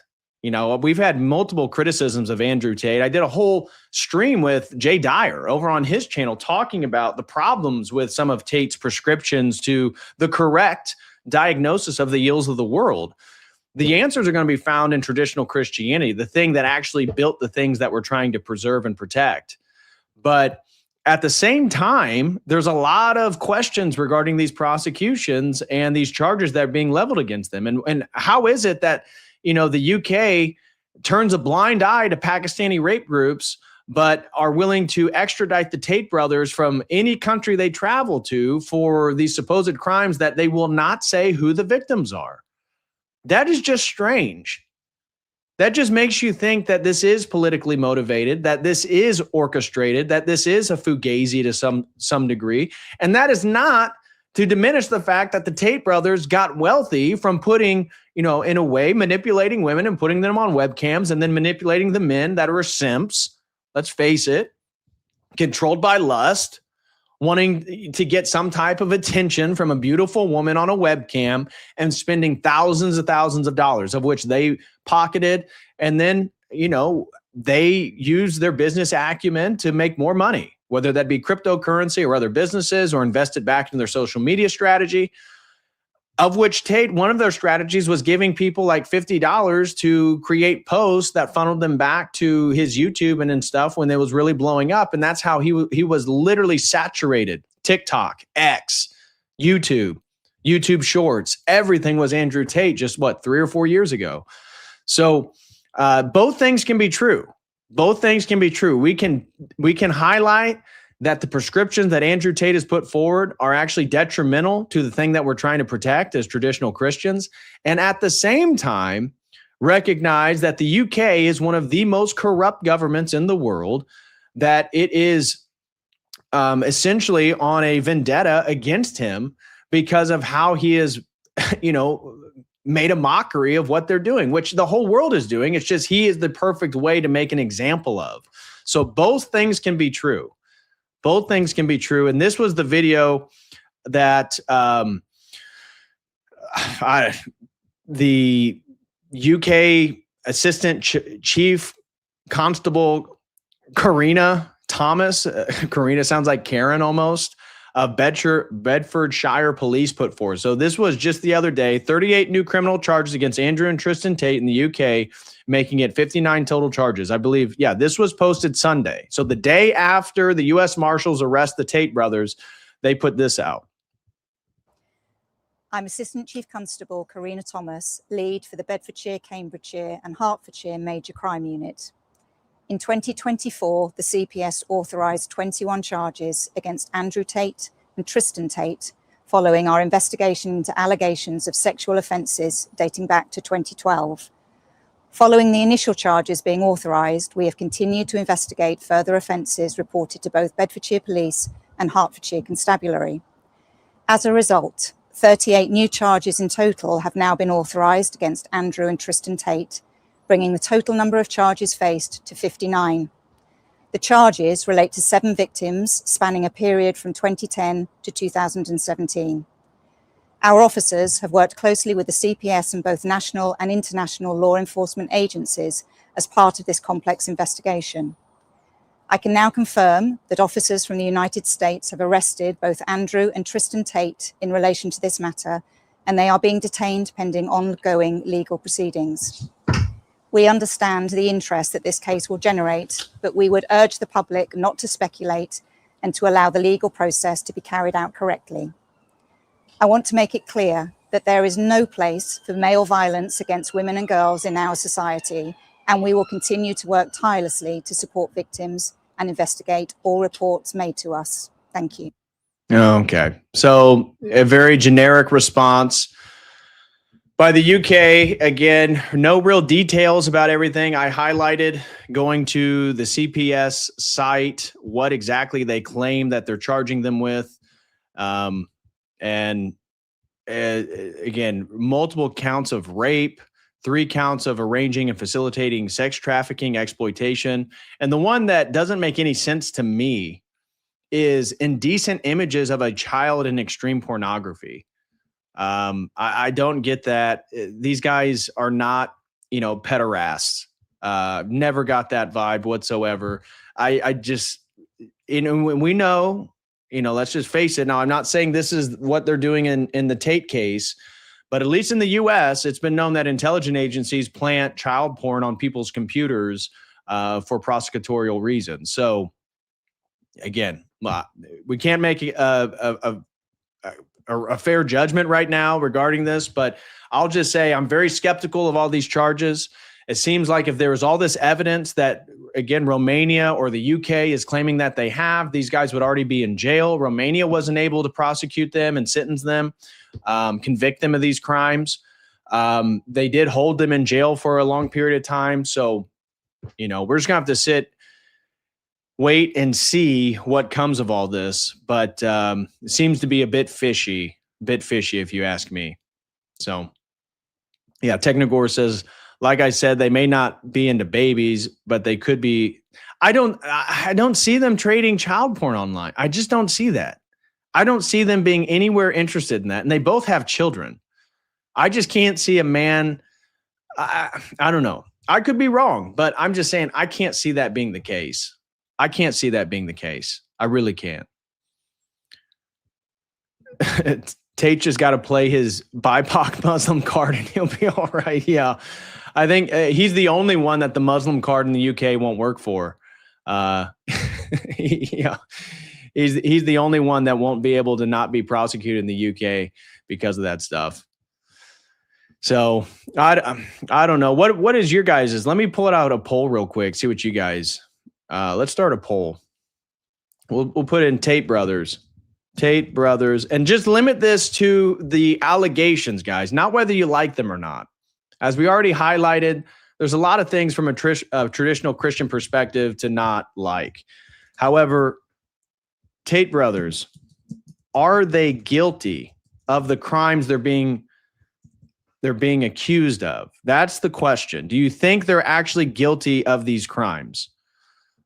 Okay, the poll is up now. I want to see what you guys think. Now, personally, could there be some strange sexual stuff? I don't see the children thing at all.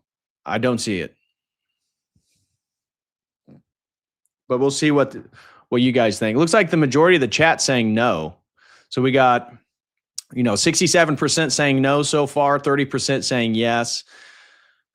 Curious what your guys' thoughts are. Are you Eastern Orthodox? Yes, that's why these icons are all around me.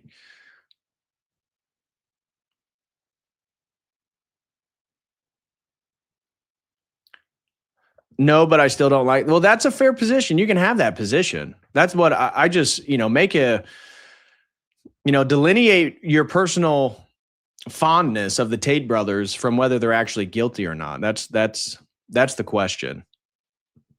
Bingo says, I doubt they're guilty of all the abuse, but of course they're a moral scum. Yeah, that's fair enough. That's fair enough. And while you guys are voting on the poll real quick, I just want to do some quick housekeeping and let you guys know tomorrow night in the Logos Academy, we will be reading books 2 and 3 of the book of Enoch. So if you guys are interested in joining the Logos Academy, we have tons of exclusive content. The entire Orthodox survival course is up for anybody who's interested. We're working right now through the book of Enoch. Then we're going to be diving into a deep graduate level discussion of Orthodox theology. If you would like to be part of that, we have I'm actually working with a guy to put out brand new courses. So if you would be interested in joining the Logos Academy, use the link that I just shared. Also, if you guys have not got the best book ever written, Deconstructing Transhumanism from a Christian, especially Orthodox perspective, and highlighting that these are converging eschatologies, check out my book, Return to Babylon, From Adam to Antichrist. Also, if anyone is wanting to set up a private consultation, I have a handful of slots still available for the month of July. We can get into a Zoom meeting and talk about whatever topic it is that your heart desires. And whether it be theology, comparative religion, life, goals, fitness, health, masculinity, whatever it may be that you feel like you're struggling with or you'd like to learn more, I offer my skill set to anybody who is interested. You can do that with that link right there. And also, if anybody wants to choose a live stream, you can choose my next live stream by sponsoring one with this link right here. We have a very good one this Thursday. We'll be talking about Bolshevik persecution of Orthodox Christians. And we'll be even touching on Father Arseni's book that Father Michael Marcantoni mentioned in our last stream last week. We'll be looking at the death of the Tsar, which we've covered previously. We'll be looking at the gulags. We'll be referencing Solzhenitsyn. We'll be hitting on a lot of topics regarding Bolshevik persecution of Orthodox Christians. But if you have a topic, be it historical, be it theological, philosophical, whatever it may be, as long as it's not going to violate YouTube's TOS, because as everyone knows, we love Israel. We love Israel. We love Bibi Netanyahu. YouTube, we will never say anything to get our channel shut down because of that. So as long as it doesn't violate YouTube TOS, I'm willing to engage in basically anything. One of the topics that someone recently recommended that they would like to, for someone, they said they would want to sponsor a stream, but the Gates of Toledo. How many of you guys are familiar with the Gates of Toledo and what happened there? That is a historical event. I am very willing to get into historical events like the Gates of Toledo and how the Umayyad Empire took over Christian Spain, which eventually led to the Reconquista. So if anyone is interested in sponsoring a stream, please do that there. Also, if anybody's interested in very high quality peptides, you can do so by using promo code COTEL over at Level Up Health. Use promo code COTEL. Get very high quality peptides, I promise you, and supplements. And if anybody's in the marketplace for Orthodox study Bibles, icons, prayer robes, incense, whatever it may be, use promo code COTEL over at orthodoxdepot.com, and you'll also get a great discount that could help the stream out. And then I have a few announcements that I was working on over the weekend, guys. I have a brand new X account. So in the future, all these Logos news streams in the future are going to be related to my new X account. So if you want to follow me, I've been shadow banned on X forever. And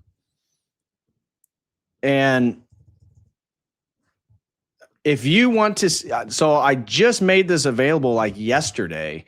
I got it verified and everything. Go follow me at Dr.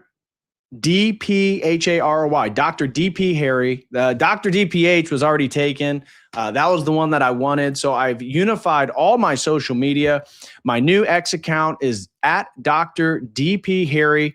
Go follow me over there. All the Logos news streams, all the stuff that I post that nobody can see. Nobody's been able to even find me on X for a while now. Unless you already follow me, my handle doesn't pop up. So go follow me over there. Also, I just found my TikTok account, which I've never really used. I have a handful of things up there. So if you're on TikTok, I'm going to start posting reels. I guess they'd be TikTok videos, but YouTube shorts, Instagram reels over at TikTok. So follow me over at TikTok. Again, handle is Dr. DPHARY, Dr. Harry, Dr. DP Harry. And the same thing is true now with my Instagram. So if you don't already follow me over on Instagram, check me out over on Instagram. Same handle at Dr. DP Harry. And you can stay up to date with all the latest stuff, like my new partnership with Logos Cinema, as we've talked about before. And I share some of my personal life and stuff over on Instagram. So if you'd like to stay up to speed with me over there, do follow me over on Instagram. And the last but not least, is I'm creating a new Substack. So I'm writing articles right now. I'm going to be saving up some articles, but I'm going to start creating a Substack. So if anybody is on Substack, you can go follow me right here, substack.com at Dr. DPH. So that was the only one I was able to get at Dr. DPH. But go follow me on Substack. All those links are in the video description, and if anybody is interested. So anyways, check those out. Would appreciate anybody following me on some of those other accounts. Okay, so last news section here, we're going to be covering some of the Iran war and some of the geopolitical stuff going on, because as I talked to you earlier, things are ramping up. I don't know if you guys saw, but CENTCOM has just confirmed that 2 U.S. soldiers have been killed. So let me dive into that real quick. Nathan Slippery throws in 5, says, those guys are so appealing to women, they don't need to commit any crimes. Yeah, fair enough. And it looks like our poll, 67% do not think the Tate brothers are guilty. 33% says they are guilty. That's at 95 votes. So let's get those votes up, guys. At least get over like 150 votes so we can see what the general sentiment of the chat is. But I agree, I'm skeptical on the charges. I'm not saying that they're moral bastions of hope for Western civilization or the prescriptions are right. But yeah, so it looks like we're up to about 100 votes, still 67-33. So the majority of you guys do not believe that they're guilty of these crimes. All right. So getting up to date on things going on for the U.S., U.S. Department of War and CENTCOM has announced the names of 2 American soldiers killed during Operation Inherent Resolve. So the Iran war, as I told you guys, is still ongoing. In fact, it's escalating right now. I told you that Kuwait is currently being bombarded. Right when I started the stream this morning, Kuwait was battling drones and missile attacks from Iran. So the idea that the MOU is in place, the Memorandum of Understanding, that is out the window. Any sort of ceasefire is out the window. And the U.S., as I'll show you, last night began bombing Iran again. So we talked about last week how the U.S. was doing limited specific strikes in territories in Iran. Well, now we know that First Lieutenant Tyler James Freehan was 25 years old from Hawaii. He was killed in action on Saturday. And Private Isabella Gonzalez, 19 of Texas, was killed in action on Friday. Now, this all occurred in Jordan at the Muwafaq Salti Air Base in Jordan, which destroyed multiple Black Hawk helicopters. The war that never should have started has now taken a 19-year-old and 25-year-old before they've even had a chance to really begin their lives. Now, many people are speculating that there's been more deaths and the U.S. has actually been underreporting what's really going on. We don't know for sure, but a lot of former intelligence agents, people that have been following this war, ex-military guys, that's been the speculation for many. Now, Hamas also today just announced Khalil al-Hayya, its chief negotiator during the war with Israel, as the new head of its political bureau. So Hamas has elected a new head of their political bureau, and this is the first time since Yahya Sinwar was killed in October of 2024, again by Israel. And this is the Houthis. So in Yemen, they have announced a ban on all Saudi Arabian maritime navigation, all their ships, all their oil exports. They're blocking the other strait. So Iran is taking control of the Strait of Hormuz, as we've said multiple times. And the Houthis are now taking control of the other strait, prompting Saudi Arabia to be in a very difficult position. And here is the IRGC released footage showing the latest missile attacks on Kuwait, Jordan, Syria. So these are some of the attacks, just like in Jordan, where they destroyed the Black Hawks, killed 2 U.S. military men. I mean, 1 woman, but whatever. Military personnel, I guess that's the technical term nowadays. So the idea that the war is slowing down, certainly not the case at all. And the Department of War, this is Fox News talking about the 2 soldiers that have been killed. You're getting a little bit of a sneak peek to see the destruction that occurred. Department of War just confirmed the identity of 2 active duty soldiers who were killed in Operation Inherent Resolve. It's 25-year-old First Lieutenant Tyler James Feehan and 19-year-old Private Isabella Gonzalez. Meanwhile, the United States retaliating with the 9th straight night of strikes on Iranian military sites. Alexandria Hoff is at the White House with the latest for us. Alex? Good morning to you. 19 and 25 years old. That is a hard pill to swallow this morning. But the current air campaign against Iran right now, this is really punishments for the specific IRGC factions that have targeted U.S. air bases, including that base in Jordan that proved to be so deadly. Now, circulating video of what is believed to be those strikes was released by the Associated Press, the Pentagon confirming this weekend that the 2 U.S. service members were killed, leaving a third missing, though unidentified remains have been found. That person is still unidentified at this time. The president, though, is expressing profound grief for this. Well, we feel very badly, but, you know, those great people, those great patriots are out there fighting that Iran cannot have a nuclear weapon. But again, they're fighting that Iran didn't have a nuclear weapon. Iran, according to our intelligence agencies, 20 plus, that it would take another 10 to 20 years before they'd have a nuclear weapon, and they wouldn't even have the ballistic capability to reach the United States. The idea that the U.S. was an existential threat. It's not the case. There's no real argument you can make. It's just a talking point. Now, I'm not here to defend Iran. I am no fan of Islam. I am no fan of the Ayatollah or the IRGC or anything like that. But at the same time, I'm going to show you later how much we've spent on this. It's near $1 trillion so far in the conflict with Iran. What have we got from it? We've got higher gas prices. We've undermined our domestic reserve oil supply. It's at a low right now. And we've depleted our ammunitions that I'm going to show you in just a second. One of the major problems the U.S. is facing is that we're running low on Patriots, Tomahawks, Javelins, all type of our missile defense.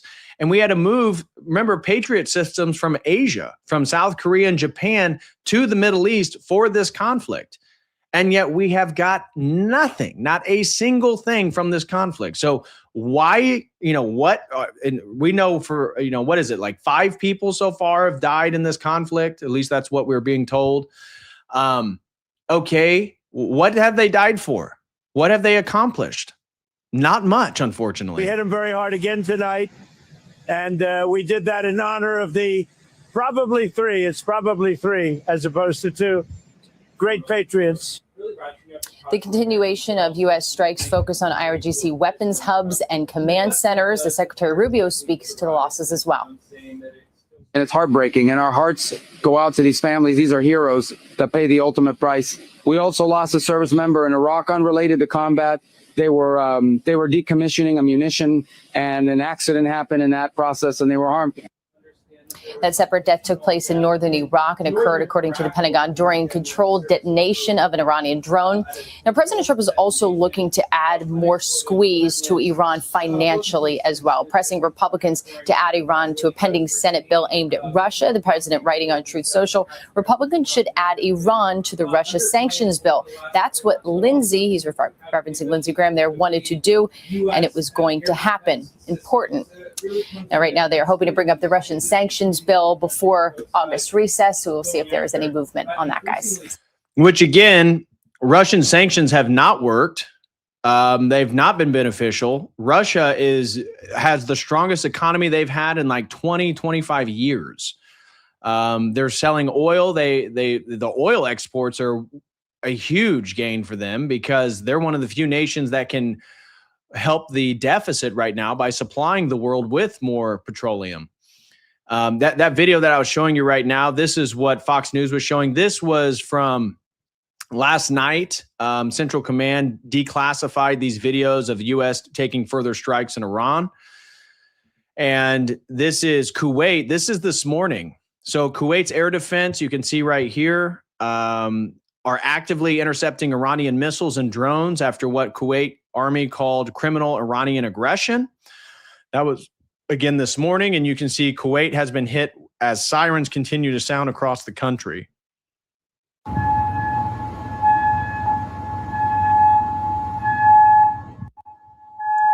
And then here is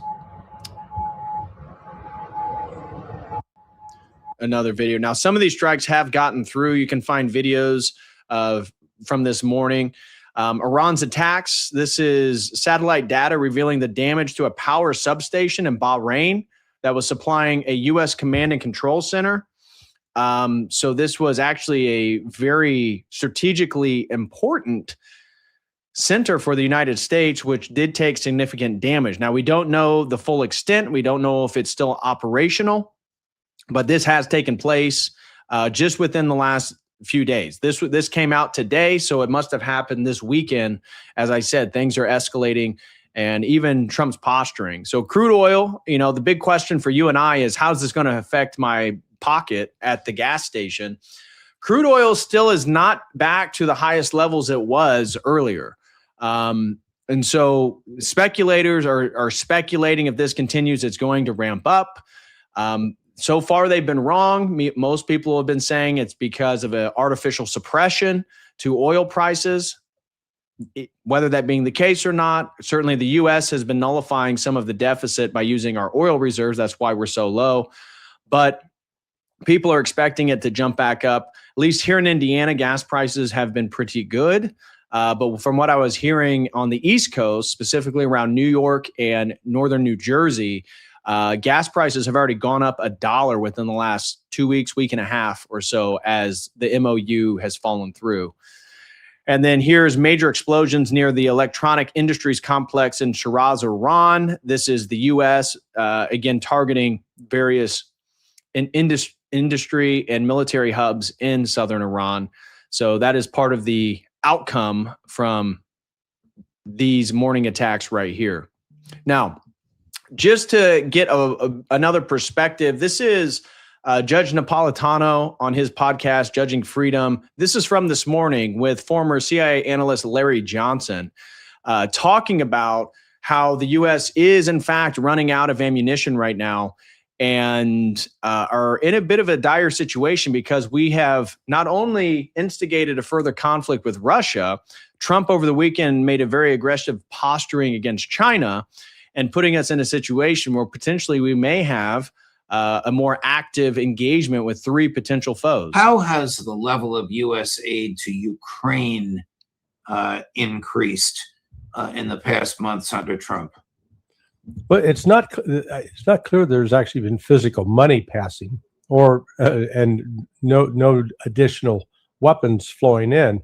It appears to just be the provision of intelligence, and you can't underestimate intelligence because that data is used to target deeper inside Russia at oil refineries, etc. And it has had some deleterious effect, let's call it that, because it has led to a response from Russia that is massive, comprehensive, and very violent. It is, the old saying, don't kick or poke the sleeping bear. Well, we've now really poked that sleeping bear. Russia's awake in a new way that we have not seen in the previous 4 years of the special military operation, and it's proceeding across a broad front, combining ground operations and maritime operations, and then blowing anything up in Kyiv that could be even connected with military industry, drawing up factories, warehouses, going after command centers, going after even government ministries. So it's whatever the United States thought it was doing, and I guess the one thing Trump's announcements and such have made, they fully alienated Russia. That Sergei Lavrov was speaking earlier this week, and he was in a meeting. It may have been with the people from Kazakhstan, but he was scathing, absolutely scathing, in his remarks about Trump, the United States, and the Laurel and Hardy team of Witkoff and Kushner. Wow. I mean, is this effectively the United States waging war on Russia if U.S. and British intel are targeting Russian assets and Ukrainian troops are using U.S. equipment to hit those targets? Oh, absolutely. Look, if Russia was doing that to us, we would have had a declaration of war. I mean, look at Donald Trump's crazy meltdown on Thursday, where he claimed oh, the Chinese, they took 220 million of our voting records. And yet you go online and search, there's only 189 million registered voters. So, how could you steal 220 if there's only 189? But apart from that factual problem, but he was using it to gin up anger and animus towards China. Now, just think that the information from Russia was being used to kill American citizens, and that cities like San Antonio and Austin and Phoenix and Albuquerque were being attacked. So the American people would be demanding that we attack China. Wow.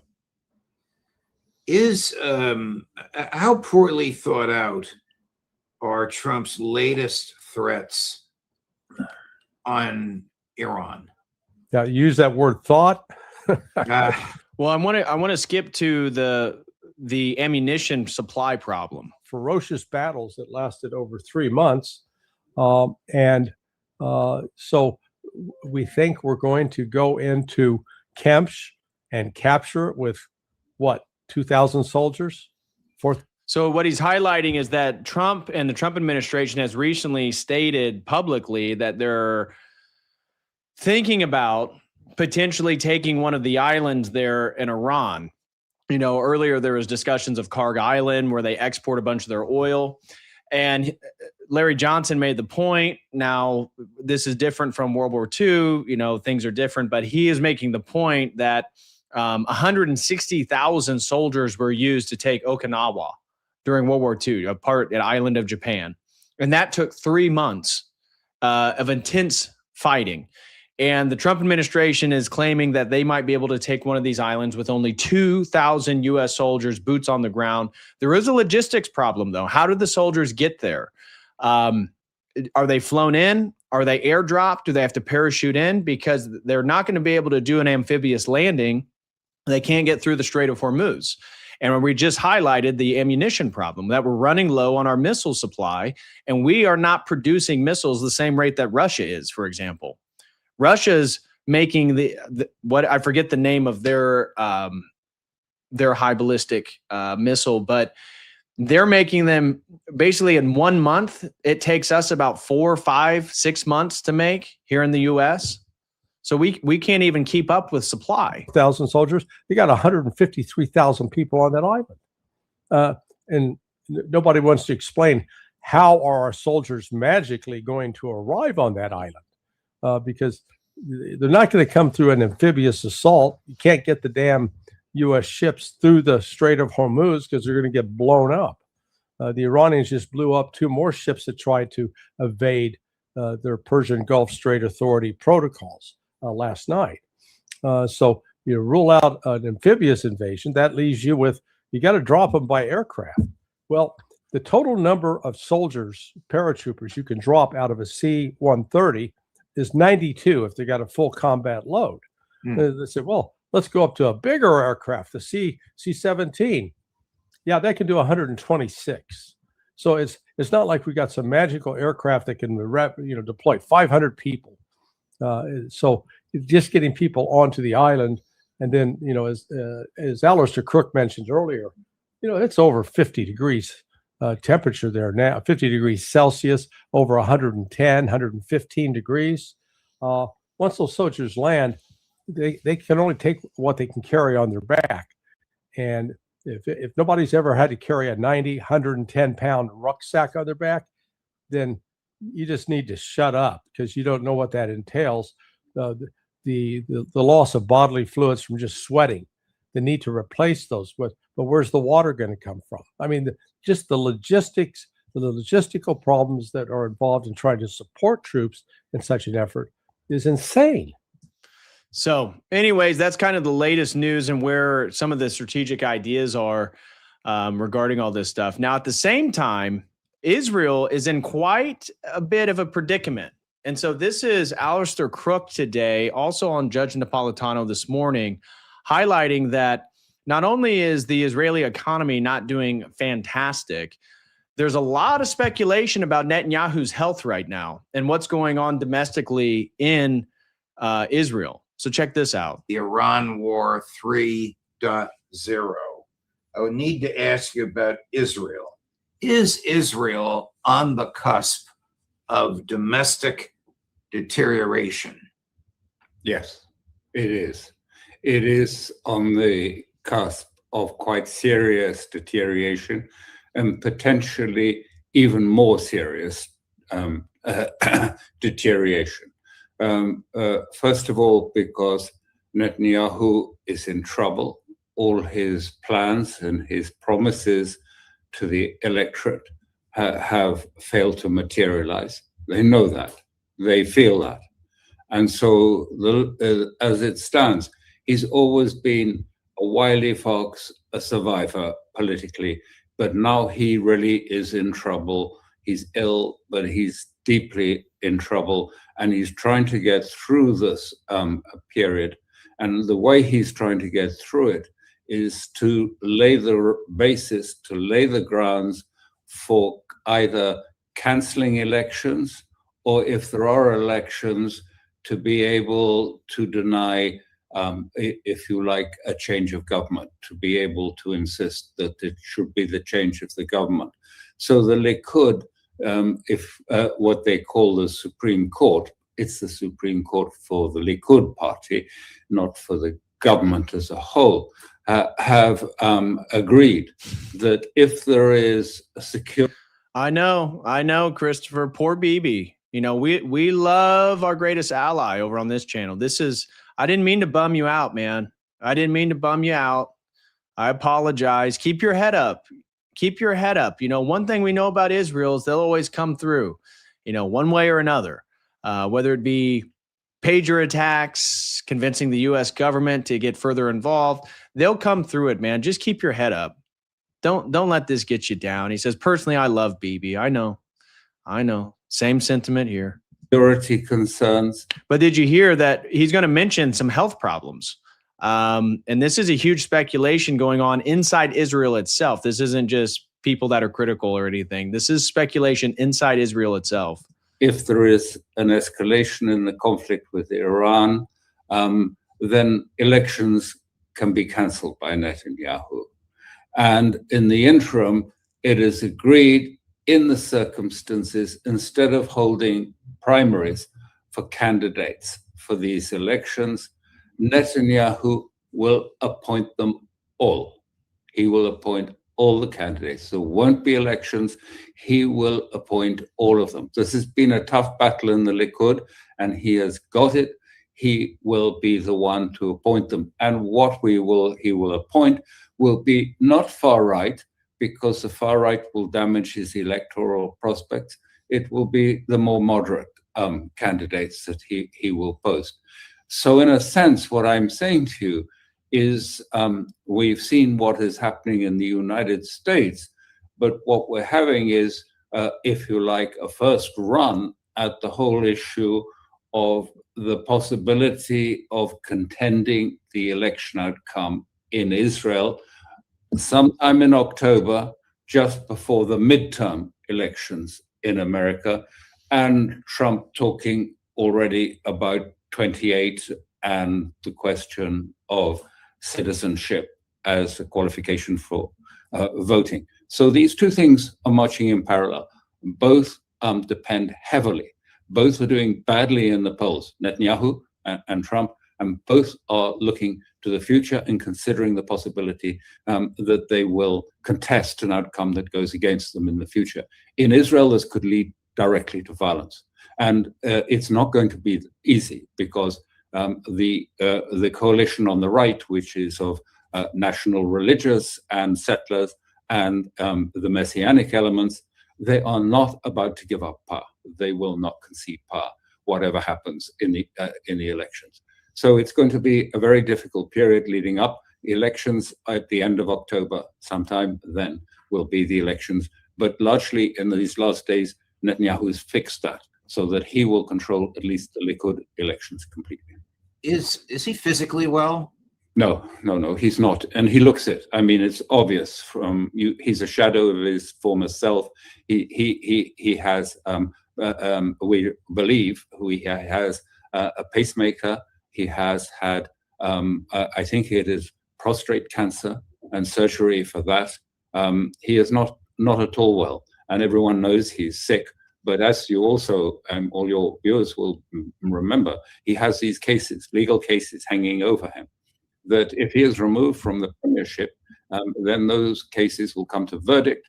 And most legal experts suggest that those verdicts will be guilty and that he would go to prison and failing pardon by the president or failing the elimination of these cases against him, which he's been seeking but has not achieved. So, all right, that's a little update on some of the internal dynamics within Israel right now. Right after the World Cup ended and Spain won, Israel then bombed Beirut. And you can see all the medical responses and all these thousands of people down here. This was a video capturing, and much of the Western media did not comment on this, but you can go online and find articles. This is Sunday, again, right after the World Cup ended and Spain defeated Argentina. Israel then went ahead and bombed parts of Beirut. Now, one of the things that is going on regarding these negotiations, you just heard about the Iranian sanctions. Iran is having a problem with their monetary system. So Iran's rial crashed to a record 195 million per US dollar as Trump squeezes the economy and strikes to threaten to blow the whole ceasefire apart. He reimposed the port blockade, killed the oil waiver, and reportedly hit bridges and railway and an airport to drag Tehran back to the table. The economy was already a wreck with inflation near 90% and 2 million jobs gone since the war started. Tehran's betting that spooked energy markets will force him to blink before the November midterms. Ordinary Iranians are the ones getting crushed either way as their monetary system is depreciating.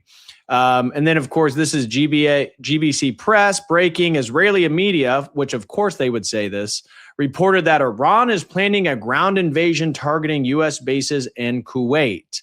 Now, I have not heard, and I was lurking online, I did not find any evidence to support this, but this is what mainstream Israeli media is actually claiming. And here, the war criminal Ben Gvir, this was just on Sunday, so the same day as the same day as the World Cup, was stating to the camera, if we had said 3 years ago that we would control 70% of Gaza, no one would have believed it.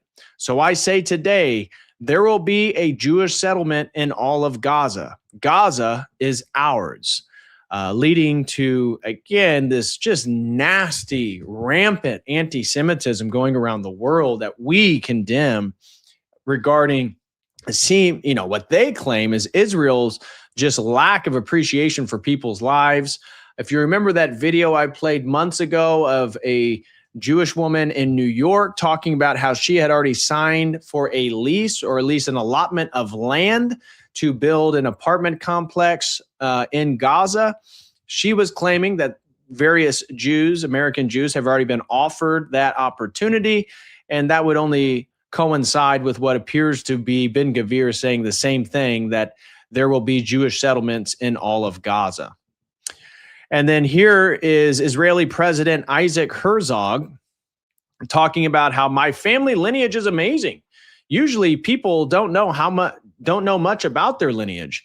I have an incredible privilege of knowing that my family lineage up until King David, we are descendants of King David. How do we get it? We get it through rabbis. Oh, that's interesting, because it reminded me, if you guys went to liturgy yesterday, you would have heard in the epistle, it was a reading from Titus chapter 3, in which it said this: but avoid foolish controversies and genealogies and arguments and quarrels about the law, because these are unprofitable and useless. Now, if you ask me, he looks like he's Ashkenazi, and it would lead one to speculate, again, that nasty little book that, Israelis aren't supposed to read, called The 13th Tribe Theory by Arthur Kessler, talking about this really strange empire called the Khazarian Empire. I don't know if you guys have heard of it. If you haven't, I have a whole stream talking about the Khazarian Empire, but again, it's just related to these nasty anti-Semites that are arguing that some of the Ashkenazi identity may not have came from the west to the Rhine, Rhineland in Germany. They claim that they came through Italy and Spain and then made their way to Germany, where the 13th tribe theory, the Khazarian theory, claims that they came from the east. And actually, they were pushed by the Mongols from modern-day Crimea, north of the Black Sea, the Caucasus region, modern-day Ukraine, all the way to Eastern Europe. And they claim that explains why there's such a high percentage of Ashkenazis in Eastern Europe. If that's the case, I'd be very skeptical of his genealogy connecting back to King David. And then here, Washington just told Israel, this was yesterday, I believe, yep, it has plans to escalate military action against Iran in the coming days. U.S. officials informed Tel Aviv of the intention while expressing a desire to keep Israel out of the current cycle of strikes. However, Washington warned that Iran could still drag Israel into the conflict by launching direct attacks on Israeli territory. And here is Javier Milei excited about this. The head of the United States Republican Party in Israel, Now, this is related to, remember that little nasty conspiracy theory I talked about last week called the Indinia Plan? That they are requesting that Israel and the United States recognize the Argentinian ownership of the Falkland Islands and support Argentina in its sovereignty claim. So a little update there. And here, Israel's foreign minister put out a statement expressing its unwavering support for the sovereignty and territorial integrity of Cyprus.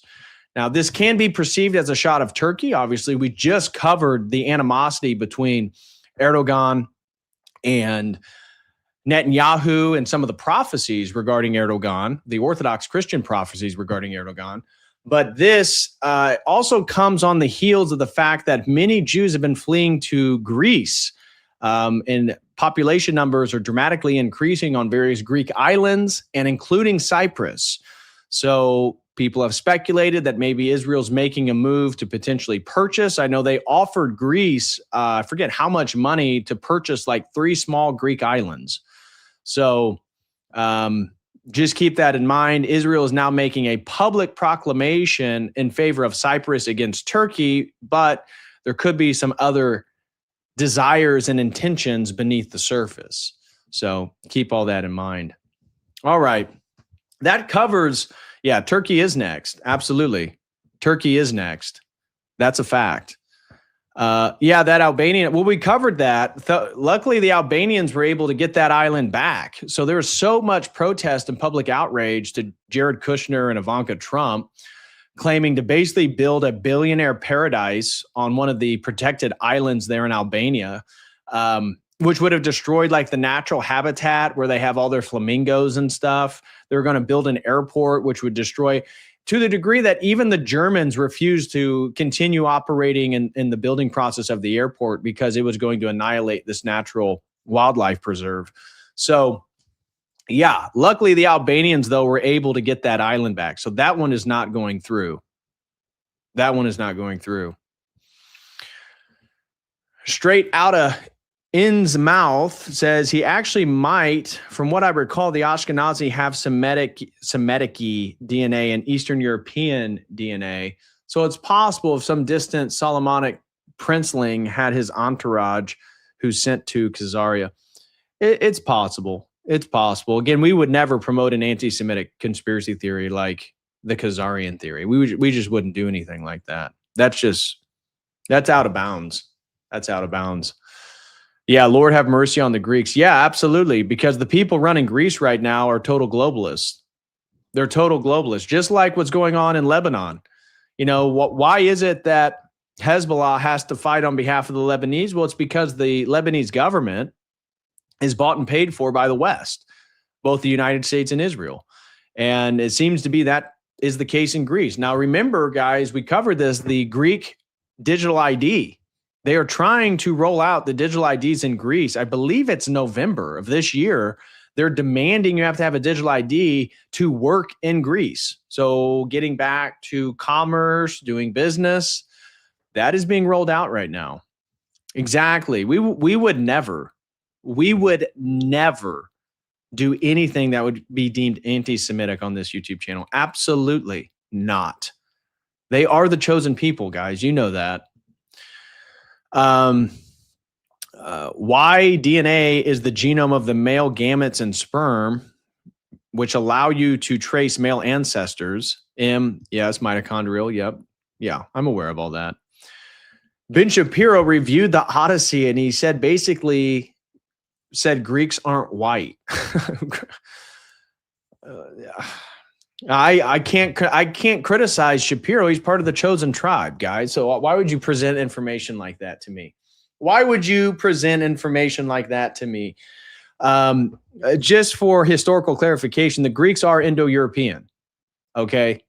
So historically, what's been considered white are the people, whether it be genetic or linguistic, branches off the Indo-European tree. So that includes the Persians, that includes the Armenians. Armenians, maybe you can make a case. However, the Greeks, the Italians, the Spaniards, the Anglos, the Nords, the Slavs, all of them are branches off the Indo-European tree. So are the Greeks white? Yes. Yeah, Darth Grumpy, that just really tan. Yeah, they're really tan whites. Yeah, but Greeks weren't sub-Saharan Africa. Yeah. Did you guys not appreciate Helen of Detroit in the Odyssey? You guys didn't appreciate that? You know, we thought you were getting Helen of Troy, but you got Helen of Detroit instead.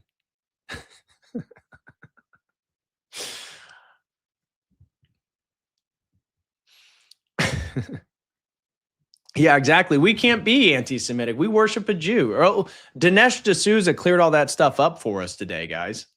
Don't forget that. The felon of Troy. Who all saw the Odyssey? I haven't seen the Odyssey yet. I did hear BLA, who is a friend of mine, Baselit Analyzer. He does great literary and movie reviews. He was kind of fond of it. And he made a similar argument to Jonathan Pageau that the Odyssey is tied with a sort of trickery, a sort of deception. It's sort of there's a game or a narrative in it within itself, and that the Helen of Detroit and Ellen Page being depicted as a male warrior, that this was Christopher Nolan's kind of a troll on a troll. I haven't seen it yet. I talked with one guy at my parish who had seen it. Shout out to Jude. And he enjoyed it. He thought it was a great movie. I saw Milo Yiannopoulos claim that it was the movie of the decade. Now, I don't. Yes, pray for Helen. Yeah, pray for Ellen, Heidi. Thank you. K-Ram says, I refuse to watch. Yeah, fair enough. Fair enough. Tommy Robinson and the Tates are both from Luton. The UK really don't like them Luton boys. I understand that Luton's kind of a lower poverty. Maybe it used to be an industrial manufacturing area, very blue collar, but I'm not very familiar with, the ins and outs of Luton and the UK, but maybe you guys can keep me up to speed. JK says, laugh out loud. Elliot Page's scene ends up being exactly like the meme. AI videos going around on X from Troy. I haven't seen it. From those who have seen the Odyssey, do you recommend going and seeing it? I mean, I'm kind of reluctant to give money to things that I don't fully support, but I'd be curious. Do you guys recommend it? What are your guys' thoughts? Parasocial throws in 5 over on the Dono chat. He says, after 2 years as an inquirer, I finally made the 400-mile round trip to attend Vespers at my nearest parish. It was my first visit to an Orthodox church. Praise God in Alaska. Wow, Parasocial Turpentine, 400-mile round trip. You are in the boonies in Alaska. My gosh, my man. But that's great. Fantastic that you're able to make it to a service. Thank you so much for the $5 super chat. Really appreciate it. And if anybody enjoys my content, feel free to support. What movie is worth the money? Oh, not many nowadays. Not many at all. It's one of the reasons I haven't seen many movies. Akathis says, use your money elsewhere. Yeah, just give your money to me. If you don't want to go see Odyssey, just bring it here. Bring it here. Hamilton, the ancestors of some modern Greeks were Albanians who were compelled to learn Greek language to become Greek. The dude GPT says, just read the Odyssey. I do recommend that. Most people don't read though, bro. One of the sad statistics that came out recently about America. Okay, let's say our population is 350 million. I saw that there was only being able to read not children's books, but higher in whatever reading. I forget how it's differentiated, but higher than a newspaper, because a newspaper is generally directed towards mass audience. But novels, more academic, historical stuff is only 50 to 49 million people in America. Think about that. If our country is 350 million population, there's probably only about 50 million people that could even read the Odyssey and understand it. We're a bit in a dire situation right now. We're a bit in a dire situation.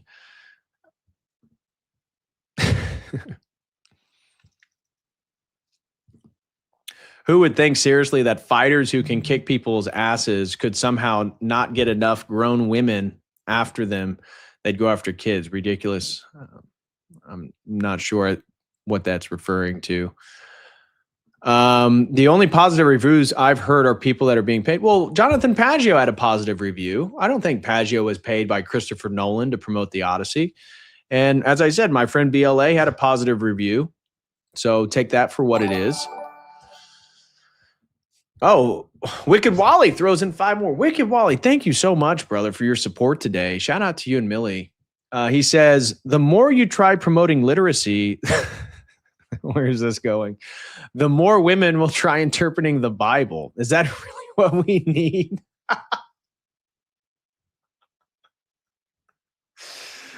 Oh, Wally. Well played. Well played, Wally. Well played. Is that really what we need? Oh, gosh. Wally, I love you, bro. Jenny and I, we miss you guys. We miss you and Millie. Wally, are you going to DebateCon in Dallas? Unfortunately, Jenny and I won't be able to attend. But are you making your way down to Dallas, or are you busy? St. George's Sword throws in 5, says, the money for my Odyssey ticket and money I saved from not tithing my old evangelical church that evangelized to already Orthodox Catholic areas. Well, thank you very much, St. George's Sword. I do appreciate that. Thank you very much, brother. And Water Bottle throws in 5, says, first time catching your live stream. I'm a catechumen and can't choose between St. Paisios or St. George as my patron saint. Which should I lean towards? Oh, Wicked Wally will be in Dallas. Well, it looks like it's going to be a fun time, man. I hope you have a good one. We wish we would be able to go, but we're not going to be able to make this one. But it would be a lot of fun. So Water Bottle says, first time catching your live stream. I'm a catechumen and can't choose between St. Paisios or St. George for my patron saint. Which way should I lean? Well, Water Bottle, I would first be curious what your birth name is. So I don't hate anyone for choosing one way or the other, but I always think it's good if you already have a Christian name, to just use your Christian name. So if your name's Christopher or something, find St. Christopher. We have multiple St. Christophers.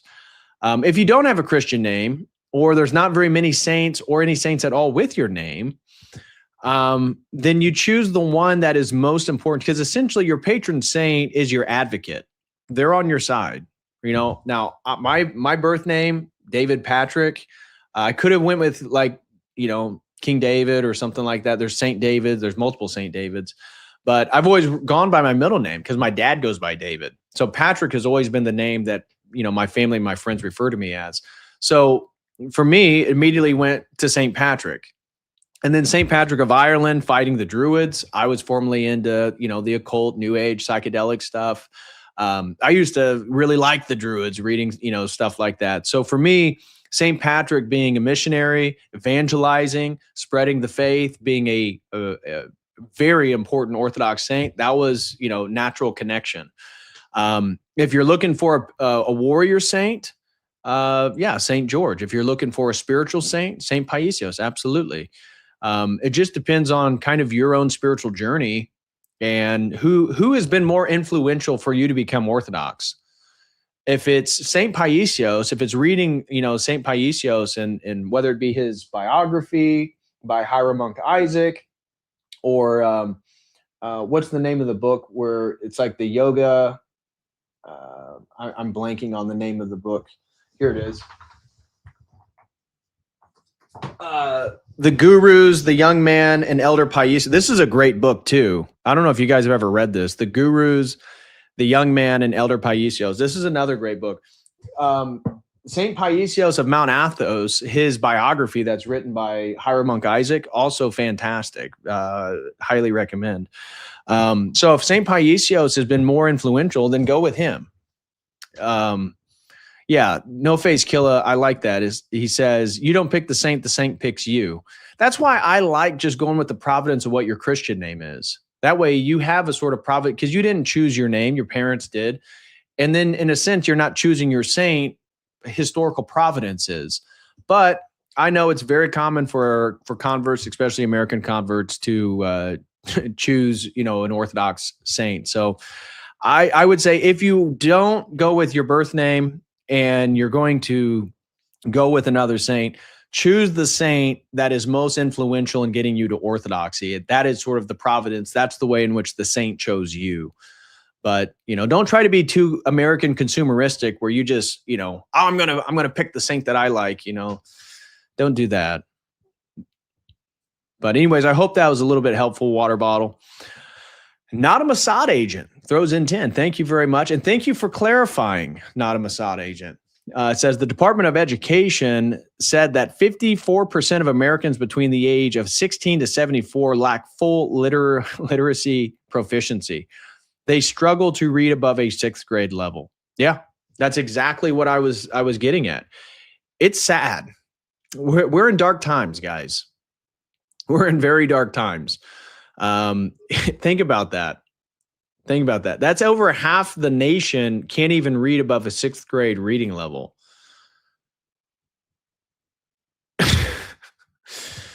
You know, well, we have a lot of problems domestically, let alone reading like a real novel or anything like that. They can't even do it. Levi Holland throws in 5. Thank you very much, Levi Holland. Really appreciate that support, my man. God bless you. In Romania, you chant your name when you become a brother in monastic life. Is that you chant your name? You chant your name? What do you mean by that?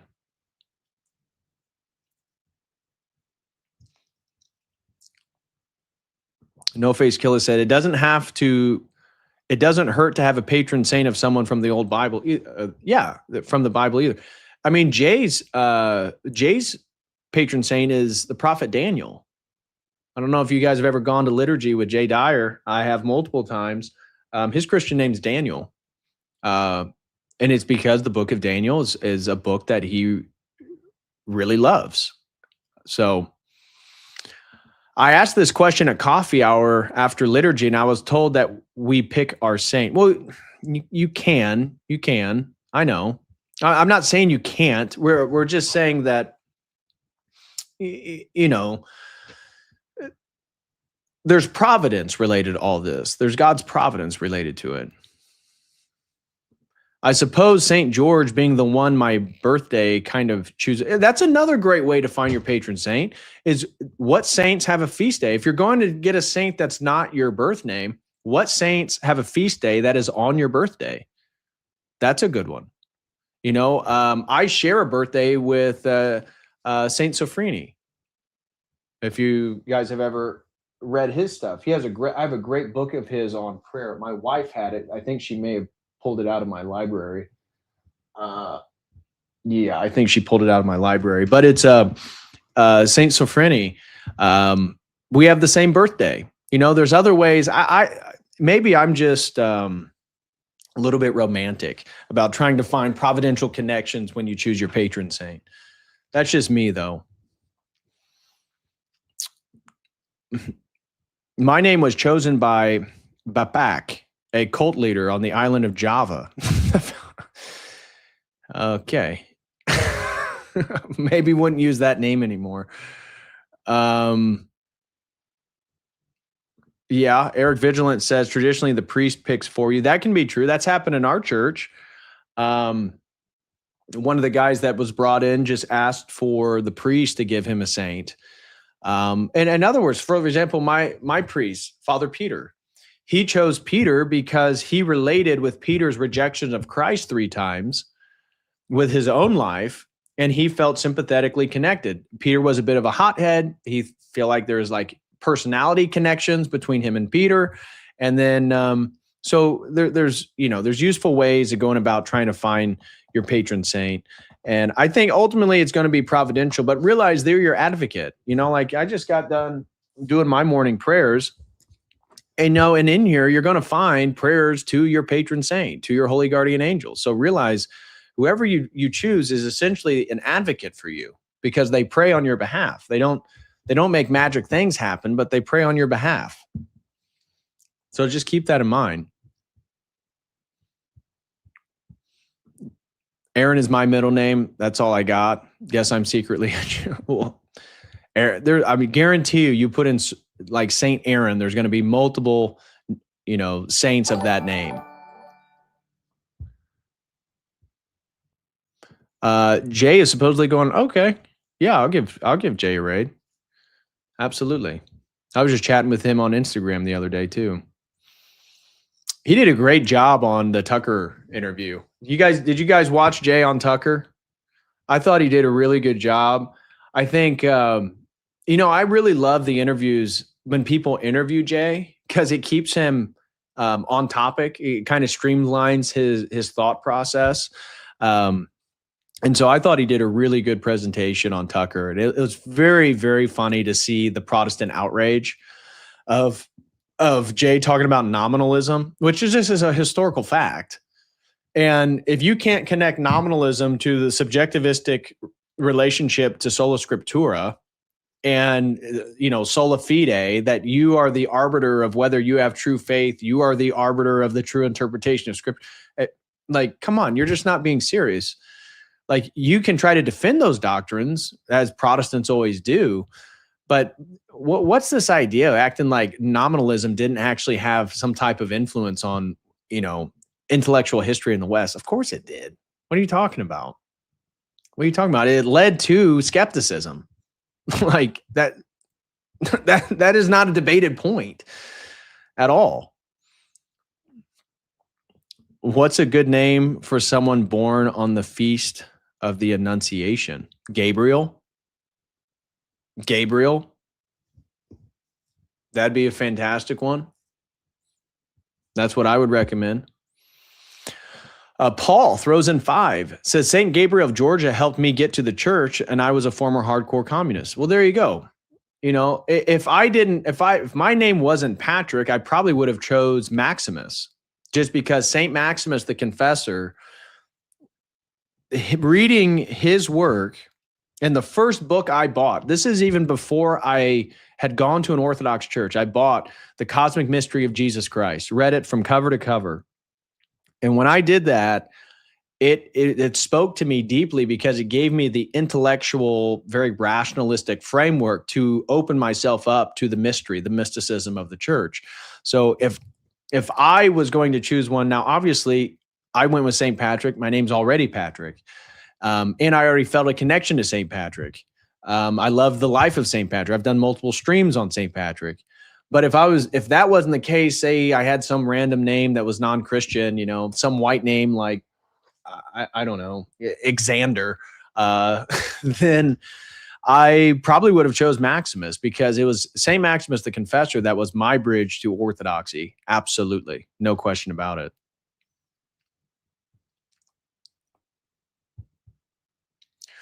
Yeah, he was great on Tucker. Yeah, I think now, from my understanding, Tucker still has some Protestant hangups with the saints and the icons, but hopefully Tucker will become Orthodox one day. That would be fantastic. It's a journey. That's the thing, is when people are introduced to it, and myself included, I began reading church fathers and church history in my PhD course on Eastern Orthodoxy. That had started in like February. It wasn't until like October of that year that I was like, you know what? I can't deny Orthodoxy. I got to start going to services. And that led me to, so it was a journey that was multiple months.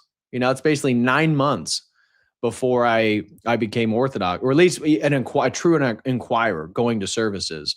And then 2019 was the year that I committed, became a catechumen. My name is too based for this world. Yeah, he lit the Prots on fire and wasn't even trying. And that's what's crazy, is what he said wasn't even that controversial. When I watched it, I thought, yeah, that makes sense. Yeah, that's a great point. I'm glad he presented that. That's really useful for people. And then to see the outrage, I was blown away. Like, that is such a milquetoast like presentation of some of the problems that led to nominalism. Led to Protestantism from nominalism. It's crazy how that set them on fire. And guys, I got a cool stream this Wednesday. So Dr. Daniel Canty, who is a PhD, he's Orthodox. He's a PhD. I believe he got his PhD before he became Orthodox, but he is sort of an expert in Reformed theology. And we are going to be diving into Gavin Ortlund. It's going to be a long stream. He has a whole presentation. We're going over multiple slides, but that's going to be Wednesday at 4:00 p.m. Eastern time. I'll be joined by Dr. Canty, and he has a whole presentation where we'll be talking about Protestantism and Reformed theology and stuff like that.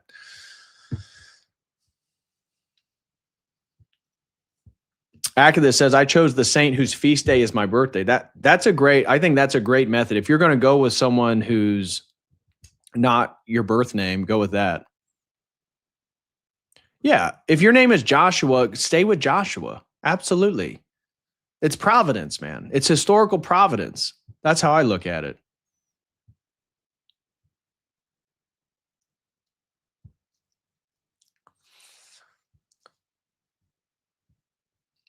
St. George said, the Theotokos intercession ultimately softened my heart. Though I converted from a debate with an ortho bro, strange how losing an argument made me a prayer to her for the first time. Well, absolutely. That's fantastic. That's fantastic. What were you before St. George's sword? You Protestant, I take it? With all due respect, what does it mean to be an orthodontist? It means you have a great smile. Nobody can turn down your smile. Tucker has a gigantic evangelical audience. They were going to find something to nitpick Jay no matter what he said. Yeah, well, hopefully it leads Tucker to actually look into the Orthodox Church. I think that would be fantastic. Again, from my understanding, he still has some hangups, but he's almost there. He just has to get over, maybe he doesn't fully understand intercession of the saints. It's not like the saints are, magic gods that do stuff for you. No, they are saints. They are living. They are there to intercede on your behalf because God hears the prayers of the holy. That's what Scripture tells us. My priest told me to pick a saint with my name as to avoid living a double life. See, I like that advice from your saint. In the West of you, and the west of you most likely share a name with a saint or a variation of their name. Austin, Augustine. Yeah, absolutely. Yeah, that's the dirty little secret that most people don't know, is that the producer, who I've met, actually met him at a Jay Dyer event in Nashville. We actually ended up sitting and chatting one night.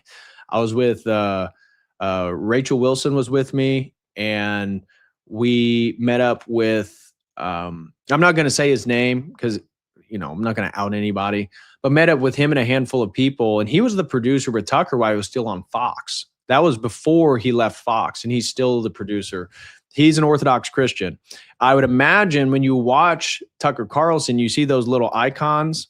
I think he has some diptychs and triptychs like these little travel icons. I guarantee you it's that producer who gave them to him. And on his bookshelf, Jay mentioned, now, has Tucker read it? I'm not sure. But on his bookshelf, I've seen Orthodoxy and the Religion of the Future by Father Seraphim Rose. So Jay mentioned that multiple times in the interview.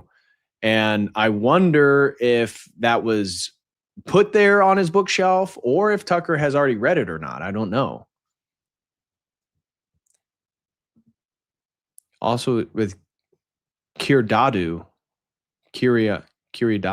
are you saying John Kiriakou? Is that what you're trying to get at? The former CIA agent, John Kiriakou? I don't know who Kiridadu is. I'm not familiar. Okay, yeah, it is Kiriakou. Yeah. John Kiriakou. Yeah. I don't know who Kiridadu is, but yeah, John Kiriakou for sure. Yeah, that's what I was picking up. My bad, my keyboard is jank. All good. Yeah, John Kiriakou. I'd love to have John Kiriakou on to talk about his orthodoxy. He has so many great stories talking about his past travels as a CIA agent, this or that. I'd love to sit and just chat with him on, growing up Greek, falling out of the faith, coming back to orthodoxy, rededicating, and then getting into some stuff like that. So I need to reach out to some people and see if I can get John Kiriakou on. I know he's a busy man. He goes on a lot bigger platforms than mine, but I haven't heard him really dive into his spirituality and orthodoxy and talking a little bit about that. I'd be curious if he's read some of the prophecies of the saints, because I've heard him mention St. Paisios. That would be curious to know if he's read any of the prophecies.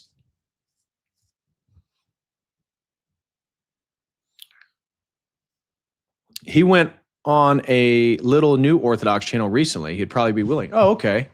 Well, then I'm going to reach out. I would love to have John Kiriakou come on and have a deep conversation about stuff.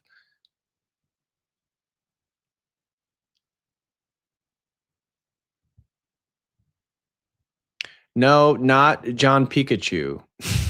John Kiriakou.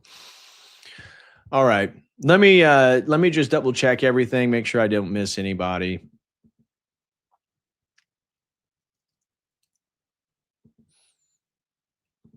He said he was pro-choice, though. Ask him maybe to flush that out. I didn't know that. I'd never heard him say that. I'd be very willing to ask him about that, how that jives with his orthodoxy. I've heard him say his saint is Saint Nectarios. Yeah. And Saint Nectarios, what a great saint.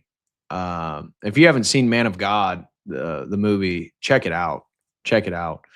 And, it's on Logo Cinema. So if you want to get access to stuff like that, I believe it's on Logo Cinema.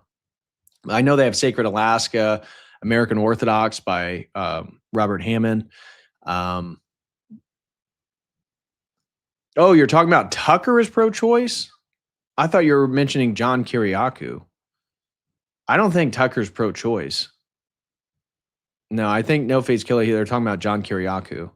Yeah, John Kiriakou. We know the Father through the Son, right? Yes, absolutely. Absolutely. He is the expression of the Father. He is the Word. He is the Logos.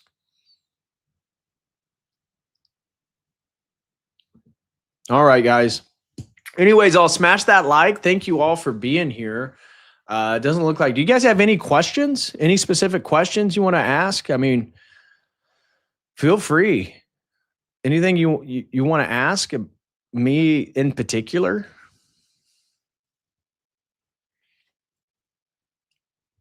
Yes. No, we don't know the essence. We don't even know the essence of Christ. We don't know, again, 3 persons, 1 essence. We do not know the essence of God.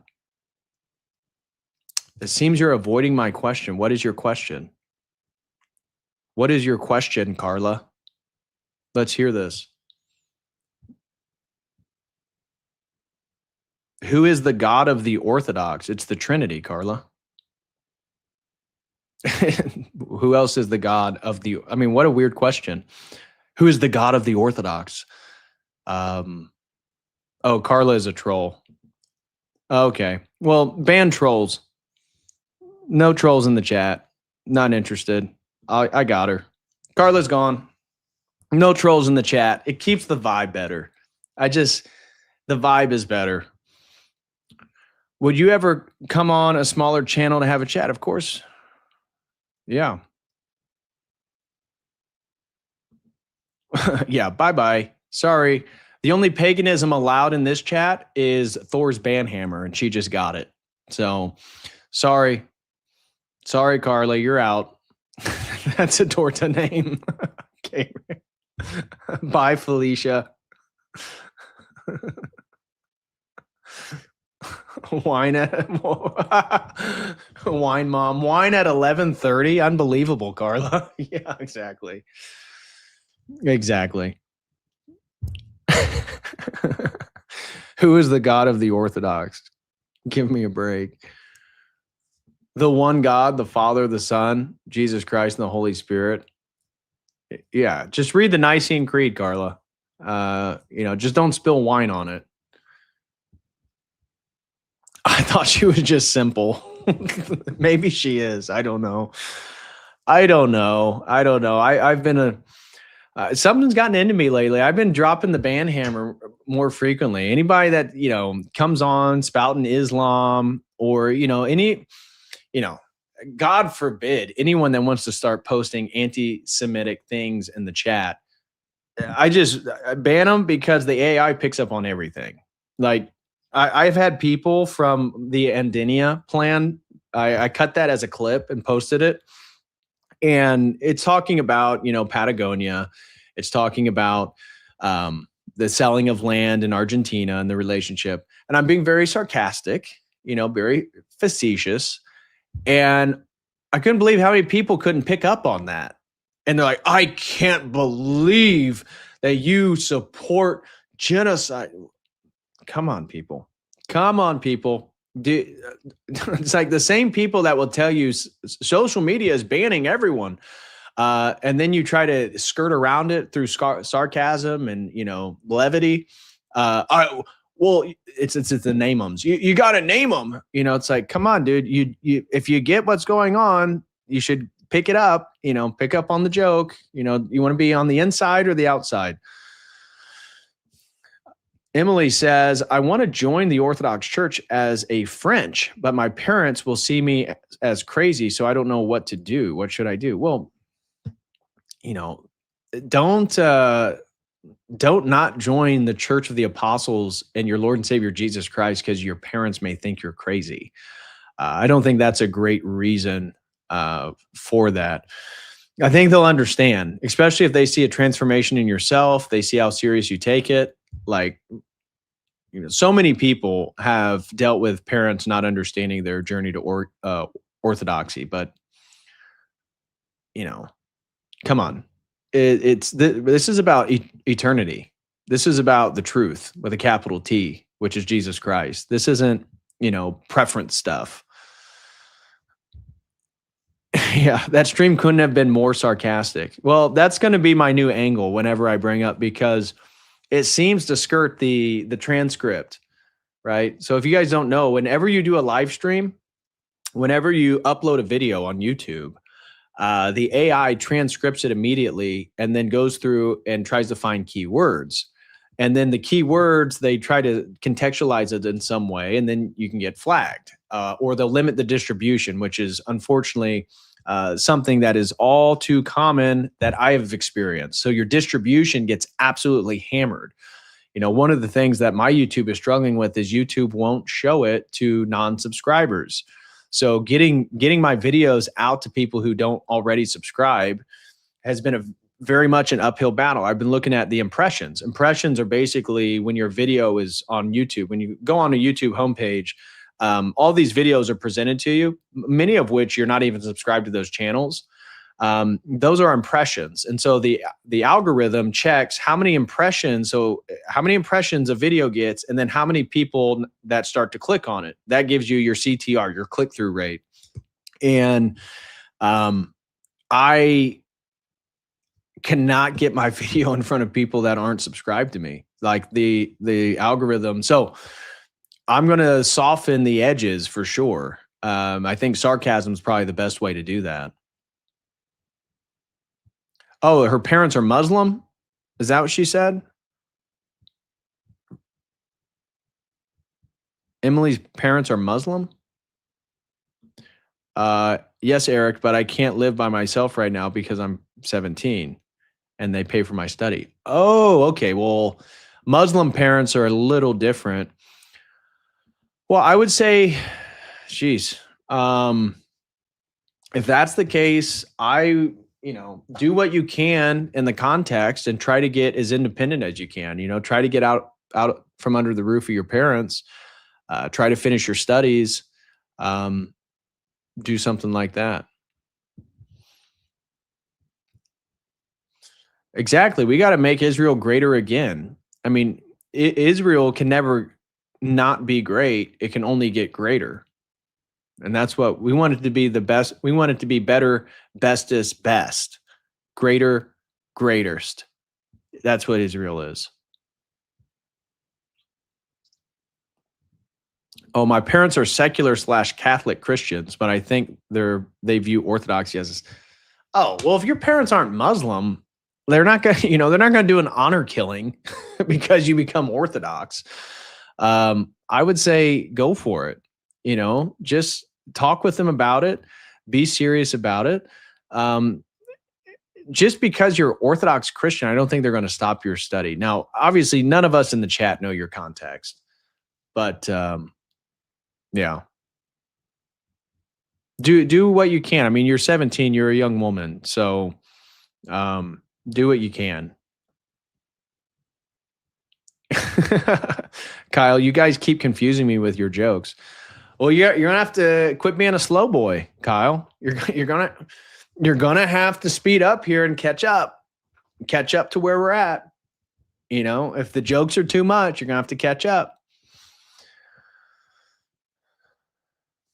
All right, guys. All right, well, that's going to do it for me. Make sure you smash that like. A major thank you to everyone who supports my work. Thank you guys for being here. Thank you guys for joining. I truly love you guys. And as I said, Wednesday, I'm going to be joined by Dr. Canty. We'll be diving into Gavin Ortland and Reformed theology. And then Thursday, I have a very cool sponsored stream on Bolshevik persecution of Orthodox Christians. Looking at the poll here, the poll has really come close. Are you guys looking at the poll on the Tate brothers? It's now 48% to 52%. It's almost 50-50 now. We got 229 votes. That is much closer. Much closer. So, Emil is a boy. Okay, sorry. It's Emil. I was saying Emily. Sorry. They didn't correct me, though. Oh, no, I'm a man. Okay. Emil. I am sorry, brother. Forgive me. My Americanness saw your name and I immediately thought Emily. Forgive me. Did not mean to misgender you. We here never want to misgender people, just like Ashely Webb. Running for, Senate seat in Maine. Emil, forgive me, brother. Forgive me. The last thing I want to do is misgender anybody,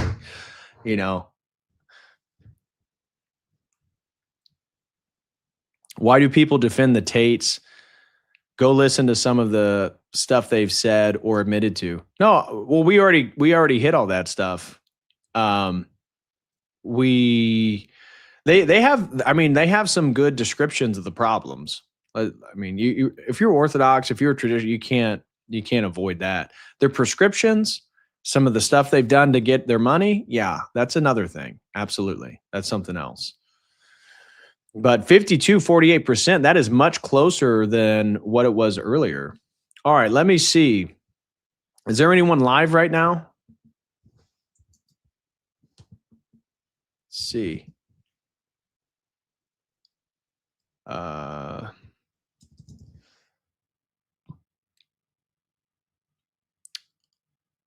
Jay is not live. Is Jim Bob live? Who's live? Is there anybody live?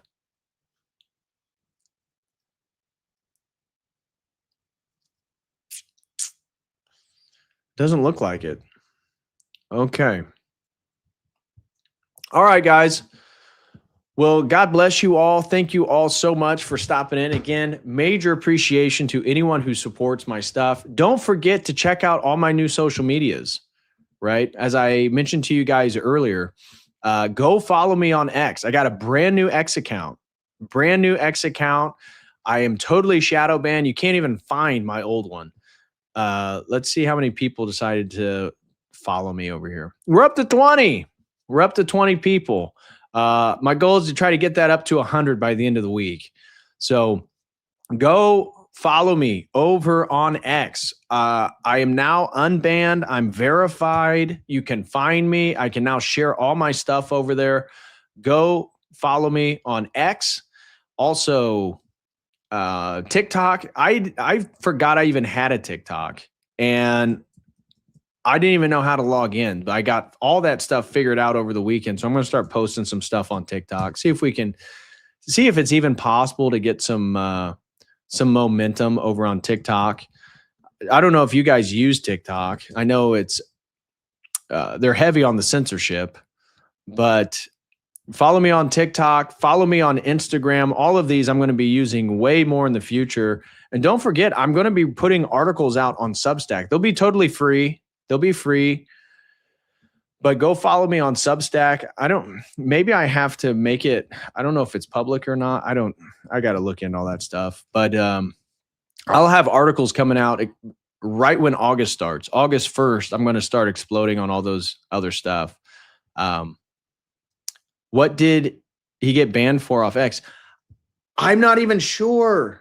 Everyone just told me that they stopped getting my stuff. They can't find me. The only way you can find me on X, or at least the old account, is if you follow someone who quotes tweet me or quote tweets me or quote post me. I guess they don't tweet anymore. They post. Whatever the vernacular is. I don't know. I don't know what it is, but I created a brand new account. And I'm going to start over from scratch, which is a little unfortunate because I had, Lord Voldemort himself followed me over on X, Alex Jones, and then all my friends. So I got a message on my friends tell him to follow the new account. He called Elon Gray.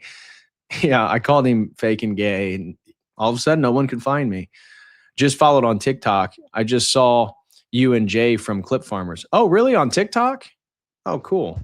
Yeah, I need to post. I'm gonna have to start posting stuff on TikTok. So, all right, guys, that's gonna do it for me. And don't forget, we have a Logos Academy meeting this coming Tuesday. Tomorrow night, we'll be reading books 2 and 3 of the Book of Enoch. So, and if you missed the first one, they're all recorded, so you can go back and actually watch our first meeting on Enoch, where we get into what the Orthodox Church's opinion is on Enoch and how it should be understood. Is it revelation? Is it divinely inspired? Of course, we don't believe that to be. Why the Ethiopian church considered it canonical, all that different stuff. And then if you haven't got my book, do get my book. I promise it is quality. I promise you that. And if anybody wants to set up a consultation, if you're going through something in life right now and you just need a third perspective, or you want to dive deep into a topic, you can do so there. And if anybody wants to sponsor a stream, you can do so with this link right here.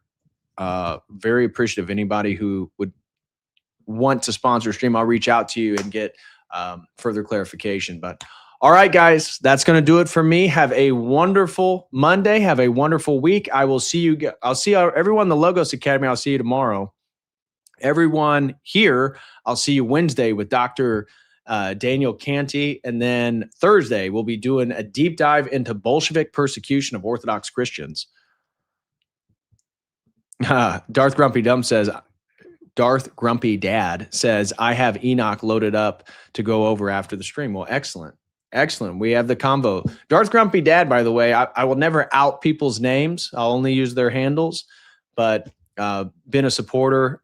Really good dude. Appreciate being able to form a friendship with him. So, all right. That's going to do it for me, guys. God bless you all. Have a wonderful week, and I will see you Wednesday and Thursday. As always, until then, God bless.